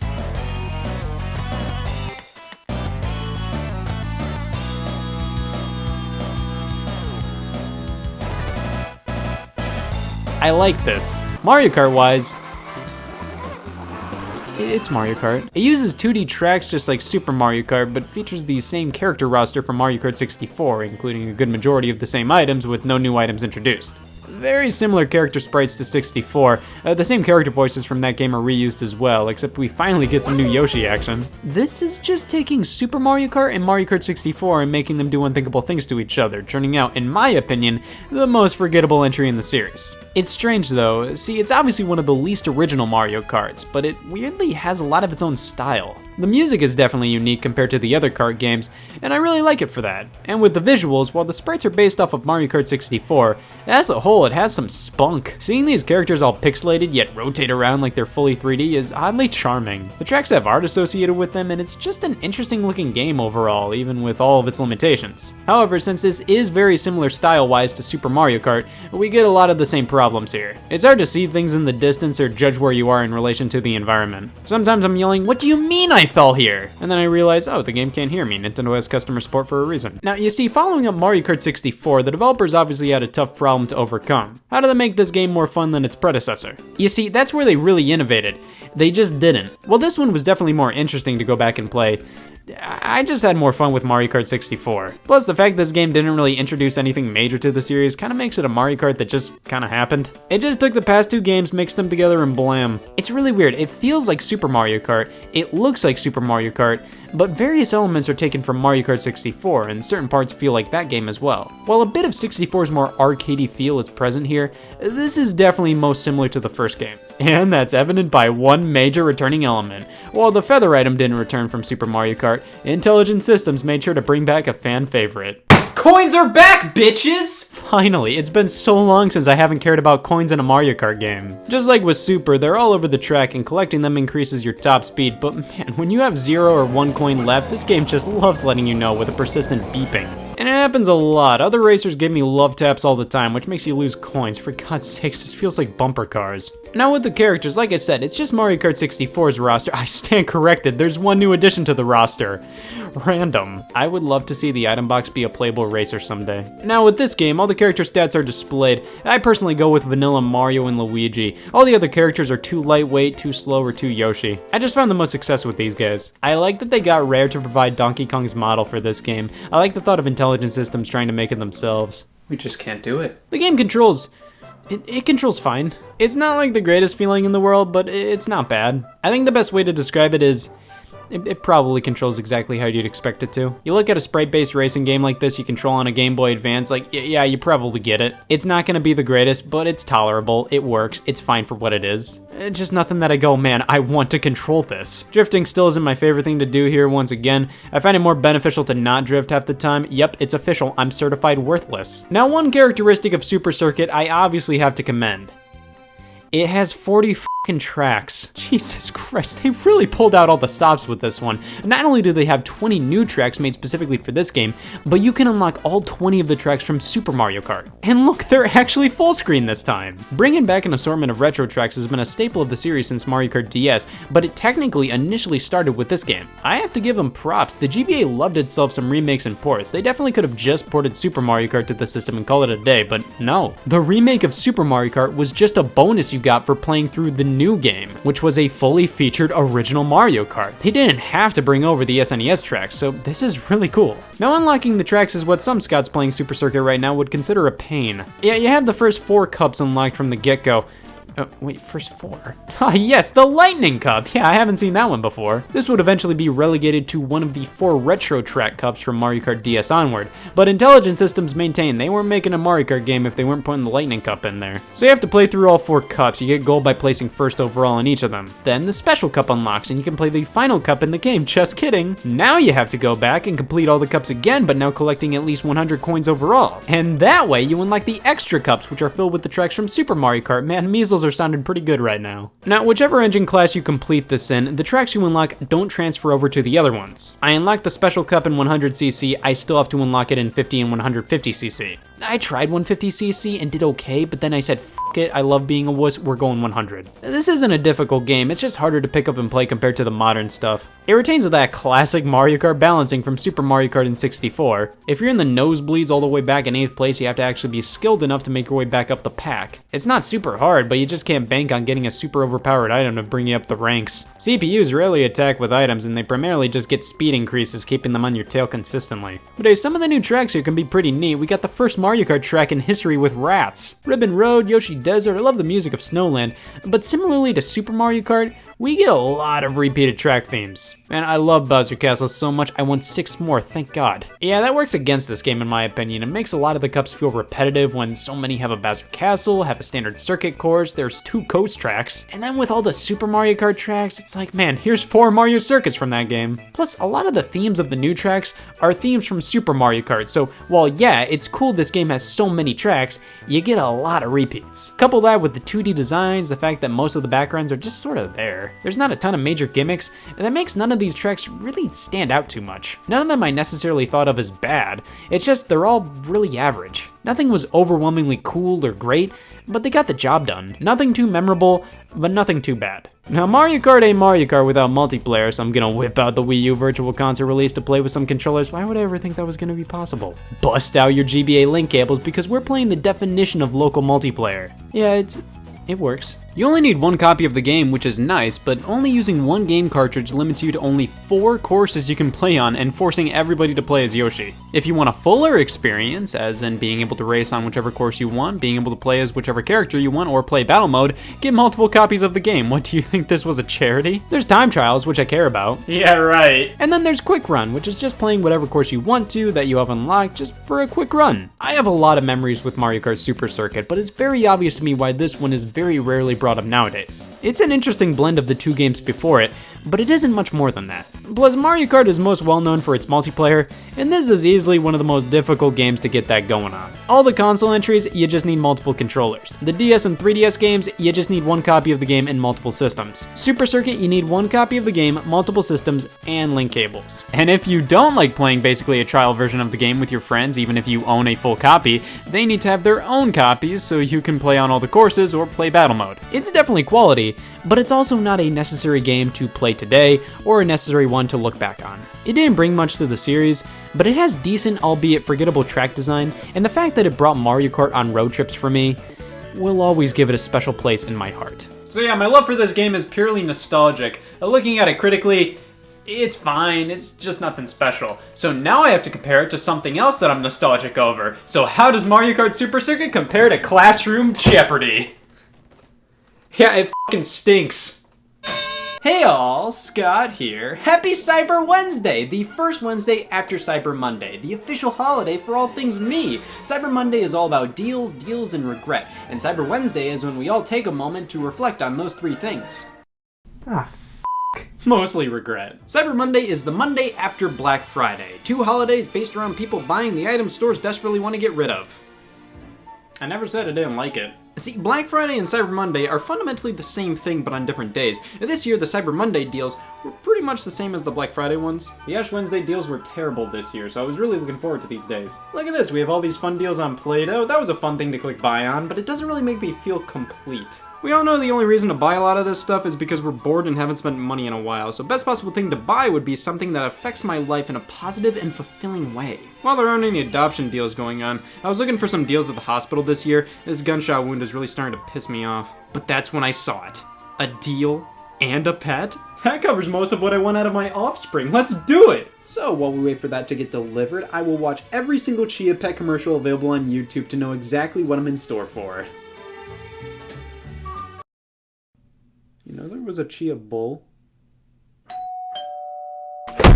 Here we have the newest addition to the family, Lincoln. I'm cool with Lincoln, could never tell a lie, wooden teeth. I've always liked him. Ever since I learned about Lincoln in school, I was like, man, this guy's pretty cool, I want to grow one. Look at him, you just want to see him with grass in his skull. So we have to soak the Chia in water. Regardless of the method, it feels like I'm drowning or waterboarding him, so I'm just gonna give him a bath. Now we gotta spread these Chia seeds. I ran out of them halfway through. I panicked and used chili for the rest. It's all the same in the end. So we gotta keep watering Lincoln to keep the Chia healthy and growing for the next 1 to 2 weeks. I can't wait that long. I have a Lincoln to raise. I don't want to wait for it to grow. So I looked up some advanced Chia pet techniques. All we need is some gloves and a hammer. We put the gloves on, take the hammer and swing. Damn it! Okay. This article name is starting to make a little more sense now. Well, Lincoln, we had a good run. But your time has come and it's time to send you off like any other pet. What better way to mourn the loss of a loved one than to fully replace them? I bought a backup. A hedgehog. Look at him. I can't wait to be a better Lincoln dad to him. I won't kill him. I'll treat him like any pet should be treated. I have a unicorn now. A new Chia pet means a new packet of Chia seeds, so I'm gonna take this opportunity to pour some on my head to live a day in their shoes. It's gonna be great. I'm gonna feel so... 3 pets died and my foot hurts today, but I have one last shot to make things right, because I will start to raise Daniel from Karate Kid. So I realized I may not be cut out to be a father. I tried the whole treat an egg like a child for a day thing, but you can't spread Chia seeds on those. But I did take out life insurance on the pets, and now I can cash that out and afford a trip to the doctor, just for a little checkup, you know, my foot hurts, that gunshot wound, you know, just the basics. The Chia seeds gave me a yeast infection on my head. Hey y'all, Scott here. I started a petition to force unemployment checks to be given out as 3DS eShop cards. That way nobody has an excuse to not have fun while being unemployed. Now that is the happiest looking angry mob I've ever seen. Now why wouldn't they be? They can go on the virtual console and buy Mole Mania. I'm a simple man. I love this, not these. Video game consoles are great. I love them. But it's just needlessly complicated to have like 12 different systems. As time goes on, it's just so much more convenient to have all your games both old and new on one system. Having a bunch of your older systems plugged in at once is my favorite t-shirt right now, and leaving them all unplugged and in the closet makes it less likely you're going to play them. You have to pull everything out and find all the cables that go with it just to realize you're breaking out a Sega CD just to play Double Switch. It's a mess. I love the games on these older systems. I want to play them, but having more than like 3 systems plugged in at once can be ridiculous, and leaving the old consoles in the closet makes it more of a hassle to play. Now, different video game consoles have their own charm to them. Playing games made for the system on the console it originated on just feels natural in some cases, and you do grow a bit attached to those old plastic boxes. But what if I told you you could play your old favorite games on your new system? Having legacy content on new systems is so nice. Sure, you're probably gonna play the new titles made specifically for that system more, but just being able to play the older games without having to yank out an old console is the dream. It's so convenient to have these older titles available to play on the system you play the most, that even if you don't play the older titles that much, just having them readily available makes it easier for me to sleep at night. Old games on new platforms isn't something they came up with, I don't know, like 4 days ago. It's been a thing for over 3 decades. We can trace re-releases back to old arcade games releasing on the NES, then remakes of NES games releasing on the SNES, SNES games were repackaged on the PS1, compilations of all different types of old games on the PS2. But with the original Xbox, the entire concept of re-releasing old games changed with the introduction of Xbox Live Arcade. You'd have to pop in an Xbox Live Arcade disc, but then you could download smaller bite-sized titles, stuff like Feeding Frenzy and Dig Dug. Oh! Yes, classic games were available for download on Xbox, and while this feature of the console wasn't the most well-known, the idea completely ran wild as soon as the next generation consoles came out, especially with the Wii. It had such a large supply of classic downloadable games, all under the title of Virtual Console, a virtual way to play older consoles. It was such a success on the Wii that Nintendo continued the brand on the Nintendo 3DS, Wii U, and that's it. I have so many memories of the Virtual Console on all 3 of the systems it appeared on, so let's take a look back at the service and the ups and downs and urban champions for $5 that came with it. At E3 2005, Nintendo unveiled their next system, the Nintendo Revolution, back when people thought it was going to be incredibly powerful and the final name wasn't going to make me fucking lose it. One of the primary aspects of the system detailed at the event was its backwards compatibility with GameCube games. Yeah, you could use GameCube games so much they incorporated the feature into the logo itself. I'm really surprised others haven't gone with this design. But not only was it going to be backwards compatible with GameCube games, but all games as well. NES, SNES, and N64 games digitally downloadable via a virtual console, as they put it. This was a major deal. Nintendo home consoles didn't really do backwards compatibility back then. They only really did it with their handhelds. Sure, you could play some older Game Boy games on the TV with some of them, and some games were re-released, but by and large, you had to keep your old systems to play your old games. This way, you could play all the new Nintendo games, play your old GameCube discs, and download titles from all the other systems. You didn't need those old pieces of shit anymore. It was great. The Virtual Console was further detailed at E3 2006, right around the time Nintendo officially announced the Revolution's real name was, you gotta be fucking kidding me. All these old games were playable with the Retro Mote, the Wii Classic Controller's maiden name apparently. I love the E3 2006 user interface for the Virtual Console. Being able to see 3D renders of the box art, that was a nice touch. When the Wii launched on November 19th, 2006, you could hop on the Wii Shop channel and get to downloading 12 titles in total across the NES, SNES, N64, and Sega Genesis. Yeah, even Sega got in on the fun with Altered Beast and Sonic the Hedgehog. The launch lineup had some of the major games you'd probably want, stuff like Mario 64 and Zelda, but they also launched it with Wario's Woods and Soccer. Wario's Woods is an impulse buy at Walmart at best. Nintendo's strategy with re-releasing Virtual Console games was always interesting to say the least. Like, Nintendo themselves didn't release another Virtual Console game after launch until 2 weeks later, and it was just Donkey Kong Jr. At least the Virtual Console had a lot of third-party support, so that definitely helped things out. Just 2 days after the Wii's launch, TurboGrafx 16 titles appeared on the shop, Genesis titles were added constantly, and Nintendo was just sitting there squirting out ice hockey and tennis back-to-back. But then Christmas Day 2006 hit, and Nintendo finally re-released Super Mario Bros. It's crazy it wasn't available at launch, but it made for an incredibly smart release on Christmas Day. If you didn't download Super Mario Bros. On your Wii, that was punishable by death in some countries. As time went on, more systems were added: Neo Geo, Sega Master System, even Commodore 64. Virtual Console Arcade was added in 2009, which was supposed to be a place for old school arcade games to roam free, and instead it was barely supported. NES games got the most love, over 90 released here, and then at the very end of the line was N64 with only 21 games in total. I've sneezed more games than that before. The Virtual Console was ridiculously active from 2006 to 2008, but after that, not so much. Nintendo already put out most of their big titles by the end of 2008, so it was up to the third parties to pick up the pace afterwards. For some reason, from spring 2012 to summer 2013, SNK put out 25 Neo Geo games, many of them well after the Wii U released. Some games were delisted over time, stuff like Teenage Mutant Ninja Turtles for the NES, SimCity on the SNES, all of the Commodore 64 games vanished in 2013. The Final Fight games, Yoshi's Cookie, a few of the Street Fighters, the Donkey Kong Country games disappeared in 2012, and then went back up in 2015 for some reason. It's obvious as time went on that the Wii's Virtual Console was running out of steam with some delistings and less games being added, but that didn't detract from the overall experience. Having all these systems represented on the Wii was magical. Not only could people relive their childhood memories by playing their favorite NES and SNES games, but many could create new memories by playing these classic games for the first time ever. I mean, the Wii was the perfect platform for NES games. You look at the Wii Remote and give it a little of this. Boom, NES controller. You have all the buttons there, and it feels close enough to work well. Since the Wii Remote didn't have enough buttons for a lot of the other platforms offered, you would have to use either the Wii Classic controller or the GameCube controller. The Classic controller was pretty great for SNES games, but a little cramped for something like N64. They later re-released the Classic Controller Pro, which was much more appropriate for 3D games. The GameCube controller is very similar, great for 3D, ho-hum for 2D. Torture is considered playing an SNES game on this thing. The buttons are all over the place. And you couldn't change the button layout for most VC games. I think you could do that with Virtual Console Arcade titles, but I never downloaded any of those. Most games are pretty faithful to their original releases. You couldn't do anything crazy like apply filters or whatever, but some of them got a little adding online play to Super Street Fighter 2 on the Sega Genesis. I still get chills whenever I hear that. You could leave a game and come back to it right where you left off with most titles except for the N64 and Neo Geo games. I always felt worried whenever I would do this.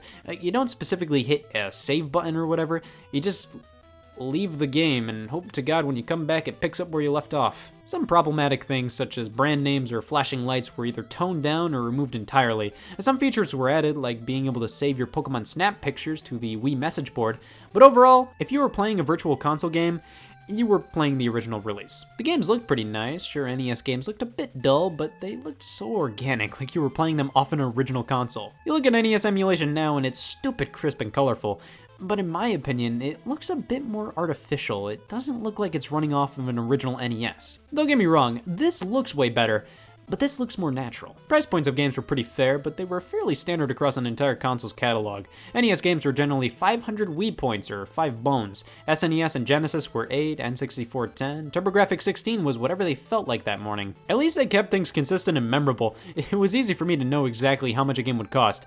But still, Mario 3 and Soccer were the exact same price. Ouch. Now, they actually offered a few games that never released in North America, which was awesome. However, they were more expensive than regular games because they labeled them as imports. What the hell are you talking about? You're not importing anything, it's a digital file! Now, I really wanted to get Virtual Console games back in 2009, but the term Wi-Fi was completely foreign to my family at the time. I had to do so much damn research as a 12-year-old, and I found the Nintendo Wi-Fi USB connector. I told my parents that was the ticket to downloading Wario's Woods, damn it! We went to Circuit City and left with this thing. I knew for a fact it wasn't what I wanted, but whatever, it was a third-party Ethernet adapter for the Wii. We didn't get a Wi-Fi router until a couple months later, so I had to awkwardly connect my Wii via an Ethernet cable each time I wanted to go online. But it worked. I bought Super Mario Bros. 1 and 3, Punch-Out!, Kid Icarus, Mega Man 1 and 2, Mario RPG, Donkey Kong Country. There were so many great games I replayed on the Wii Virtual Console, or played for the first time ever. But the Wii did only cover home console games, which was only half of Nintendo's catalog. The Nintendo DSi came out in late 2008 and featured an online store of its own similar to the Wii Shop channel, but it didn't have a virtual console. I always found that odd. They got rid of the Game Boy Advance compatibility with this model of the DS, so I thought this would have been a perfect time to force us to buy those games digitally alongside Game Boy and Game Boy Color games. Well, we ended up having to wait until 2011 to do that. The Nintendo 3DS came out in March, and later in June, the Nintendo eShop launched, finally bringing Virtual Console to a handheld. Game Boy and Game Boy Color games finally were re-released, and they were so much fun, mainly because the 3DS had no games at this point, so I was happy to play Super Mario Land and Link's Awakening. The games were blown up a bit and looked a tad blurry for my liking. Now, you could hold select as the game was starting up to minimize the image, and it looked much crisper, and you also got this fun Game Boy border. You can even use the 3D slider to sink the screen in to make it feel more realistic. It's a really nice touch. Plus, if you hold LR and hit Y, you can swap between black and white or the original ass green of the first Game Boy model. There's a much more responsible save feature now, but you still can't map the buttons as you please. Because of the fact Game Boy games use B and A, you have to claw your thumb around the system to play something like a Mario game comfortably. Sega Game Gear games were eventually added in March of 2012. Oh, yay! I never saw anybody even remotely care about this edition. I like that Game Gear games were here, but nobody ever talked about them. NES games were added in February of 2012, starting with the original Super Mario Bros., and I will admit this here, the 3DS Virtual Console release of Super Mario Bros. Was the way I first beat the game. Thankfully, with the NES games, you could use X as another button for B, which made games way more enjoyable. What's weird is that hitting X on Game Boy games brought up the Virtual Console menu. With NES, that's not the case. Finally, SNES games came to the 3DS. Wait, I'm sorry. New 3DS models only, starting in March of 2016. Apparently, the CPU of the original 3DS just couldn't handle SNES games. That's embarrassing? I don't know, this was something where I feel like if they tried a bit harder, they could probably get SNES games running on the original 3DS models, but they just kind of gave up and went for new 3DS only. My main problem with the SNES games on 3DS though, was when they came out. 2016, man, I kind of lost interest in 3DS Virtual Console at this point, and I haven't downloaded any SNES games for the system up until now. So first impressions are pretty eh. The games don't look too hot, but when you go into the settings and turn on Pixel Perfect mode, oh my god, the games look so good! They look excellent on the 3DS's screen because they're not trying to blow up the game or anything, they're displaying it in the original resolution, and it looks beautiful on a 3DS display. Now this is a fair lineup for 3DS Virtual Console, but one system's oddly missing. Well, because the 3DS was just not meeting sales expectations back in July of 2011, the price was slashed from 250 bones to a measly 170. To show their appreciation towards the people who bought the 3DS instead of paying off their mortgage, they offered early adopters 20 free Virtual Console games, 10 NES, 10 Game Boy Advance. These were given out to ambassadors for free before anybody else could buy them. Now, the NES games, those were all made available on the eShop eventually. The Game Boy Advance games were only ever available to the early adopters, or as Nintendo called them, ambassadors. I unfortunately picked the 3DS up right when the price dropped, so I never got these games. The one thing I never understood though was many people would ask Nintendo why GBA games weren't available on the 3DS Virtual Console, and they'd always say, oh, it's hard to make GBA work properly on the 3DS. But you already put GBA games on the 3DS. What are you talking about? I mainly got behind the original Game Boy titles for the 3DS. I hate those things up. Around $4 a piece, $3 for the simpler games. I already replayed a lot of the NES games on the Wii, so I didn't really buy a ton of them on 3DS. Game Boy was just way more interesting to revisit because in many cases, this was the first time these games were ever re-released. Mega Man and Dr. Wily's Revenge, the Mario Land games, especially Mario Land 2. Donkey Kong 94, Link's Awakening, the original Game Boy Tetris released, which was awesome, and it was later delisted, but hey, I got it. The Game Boy Pokemon games finally re-released in 2016, and they got around to doing the Game Boy Color games by 2017. And then Pokemon Crystal in 2018, just think about that, a Game Boy Color Virtual Console game came out in 2018. Even though I didn't buy a ton of NES stuff on the 3DS, they did bring over a few Japanese exclusive games for the first time, at reasonable prices. The mysterious Murasame Castle and Summer Carnival 92 Rekka finally made it outside of Japan. Only on the 3DS, not Wii or Wii U, just 3DS, okay. Moving on to Wii U, the system launched in November of 2012, but no Virtual Console was in sight. You could boot up Wii Mode on Wii U to access standard Wii stuff, and here you could download and play Virtual Console games, but they were only available in Wii Mode. You couldn't play them with the Wii U gamepad or Pro Controller or anything. It was basically playing Wii Virtual Console games on a Wii U. Eventually, in January of 2013, Nintendo announced a traditional Virtual Console for the system. If you transferred your Wii contents over to the Wii U, you could upgrade your Wii Virtual Console games to the Wii U versions at a discounted price once they were made available. They had this promotion going on for the Famicom's 30th anniversary, where each month for a little while in 2013, they'd offer an NES or SNES game for 30 cents. That was a really cool way to have my bank call me for suspicious activity on my account, because what else costs 30 cents? Balloon Fight was the first release in January, and they offered one game a month as a part of the promotion, but this was just the soft launch. The official launch of the Wii U Virtual Console was on April 26th, 2013. And nobody cared! The magic of these games being playable on modern systems was kind of gone. These were all games that released via the Wii Virtual Console. There was nothing new here. Sure, Wii U Virtual Console games were a bit more robust. You had much more responsible save states like with the 3DS, and you could actually change up the button layout to your liking. That was fantastic. You could pull up the manual and flip through that on the Wii U gamepad and play the entire game on the gamepad in general. That was a nice feature. But that didn't help the fact that these were still the same games we played on the Wii Virtual Console, and even then, not even close to all of them. Nintendo was just going to slowly trickle out their Virtual Console games all over again. Like, yeah, Link to the Past is great, but we already got it on the Wii, so bringing it back on the Wii U in 2014 wasn't as exciting or as big of a deal as Nintendo wanted it to be. There was also the problem of the systems on Wii U Virtual Console. What systems? Only NES and SNES games were available at launch. And then Game Boy Advance games the year after. What? Who was asking for Game Boy Advance games on the Wii U? I think it's fair to say most were wanting GameCube or N64 or for Game Boy Advance games to be available for purchase on the 3DS, but nope, Nintendo really threw a curveball with that one. Nintendo 64 finally followed in 2015 alongside DS games. That was pretty nice. It was great to be able to finally play DS games on the TV. Even if they weren't that fun to play on the TV, it just feels a little awkward. They give you a ton of different display methods, but you have to manually change it for each game you play, and sometimes none of them feel that natural. Wii games were made available for digital purchase in early 2015, which they're sometimes referred to as Virtual Console titles, sometimes they're not. But yeah, they offered Wii games digitally. Okay, I can already play these games on my Wii U. Sure, it's nice to have an option to download a game, but not very exciting. And finally, the last system to be offered on the Wii U Virtual Console, TurboGrafx, what the fuck? The majority of TurboGrafx 16 games that came out for the Wii U came out after the Nintendo Switch launched. Now, SNES and GBA games looked phenomenal on the Wii U, really. These games cleaned up incredibly well and looked beautiful through HDMI. So what the hell happened here? NES and N64 games look like garbage. They're washed out and too dark and blurry and not pleasant to look at all. I know I sort of complimented the Wii's Virtual Console and how NES games looked like with it, but keep in mind, the Wii wasn't an HD system and it was from 2006. I liked how the games looked organic, but I expected them to be sharper, clearer, and just more colorful on the Wii U. DS games look okay. I don't really think it has anything to do with the emulation quality. It's more so the fact that I don't think DS games age that well visually. Now, the Wii U did get some cool VC releases. Earthbound finally got re-released. That was a big one. It famously skipped the Wii Virtual Console, even after Iwata name dropped it at E3 2005. The idea of a single device transporting us back to the first Excitebike, Earthbound, or Punch-Out should make us all feel young again. But it finally came out. for $2 more than the standard SNES games, okay. But not only that, Earthbound Beginnings finally got a release outside of Japan. That was awesome. $2 more awesome than your standard NES game. Duck Hunt and a few other light gun NES games got re-released for the first time, the Virtual Console versions using the Wii Remote's pointer.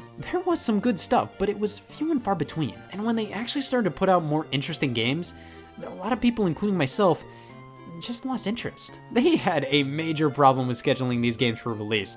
We already replayed most of these games on the Wii. They weren't exciting anymore. But they still drip-fed us these things over a period of 4 years. For some reason, Mario 3 was announced for a Virtual Console release in August 2013, and it came out in April 2014. How the hell did Mario 3 get delayed? Also, they never released Yoshi's Cookie. They said they were gonna release it, and they never did. Well, that was it. The Virtual Console brand ended with the Wii U. I understand getting rid of the name just because it doesn't really mean much anymore. Now, that doesn't mean classic games aren't being sold on modern Nintendo systems. Of course they are. Nintendo offers both older games as full-blown releases or as a bonus for signing up for their online service. Third-party companies either release their old games through Nintendo's Classic Games app or on their own, either through collections or just simple eShop releases. However, I think it's fair to say I miss Virtual Console, even considering all of its problems. Well, yeah, getting collections of old games mostly makes it so you end up paying less for all of them. I really loved the uniformity of the Virtual Console games. The fact they all had similar icons on your menu made it feel much more like they were actual games, a part of your actual collection. It was a much simpler method of releasing older games than how they're released now. You either have to buy compilations with a bunch of games you might not even want, or they're overpriced, or they're a part of a subscription service, and because of that, games release incredibly slowly because it's probably more complicated to license games for that. Virtual Console was easy to understand, and it was fun to discover old games that you might not have played or rediscover old favorites. However, I'm inclined to say the service peaked with the Wii. Almost every console you could have wanted was offered. With the 3DS and Wii U, there were always auto missions. Why did Genesis and Master System never come to the Wii U? Why did it take so long to get N64 or even TurboGrafx 16? Why did GameCube games never come? It felt like to me that Nintendo wasn't trying enough with the Wii U Virtual Console, and in some cases the 3DS as well, and we see that continuing today with the Nintendo Switch. They spent an entire year just re-releasing NES games, while with the past 3 systems they were reselling the same NES games, and because of that, nobody cares anymore. The nostalgia for NES games has completely flatlined. There is still some great NES stuff out there, but the amount of love for the system isn't growing as much as it was in 2006. N64, GameCube, and Wii era games are the big nostalgic moneymakers right now. The people who grew up with those systems are old enough to want to play them again. But NES games are way easier to re-release, that's why we're mainly getting them. I miss Wii Virtual Console era because it didn't feel like Nintendo made up excuses as to what they will and won't re-release. And now it feels like they say, oh, GameCube games are so hard to re-release, here's Wrecking Crew, you'll like that. All in all, even if the service got worse with each console it appeared on, I'm gonna miss the Virtual Console. Even if Yoshi's Cookie never came to Wii U. Am I the only one that cares about that? General population, do you give a shit that Yoshi's Cookie never made it to Wii U Virtual Console? No. You heard it here first, folks.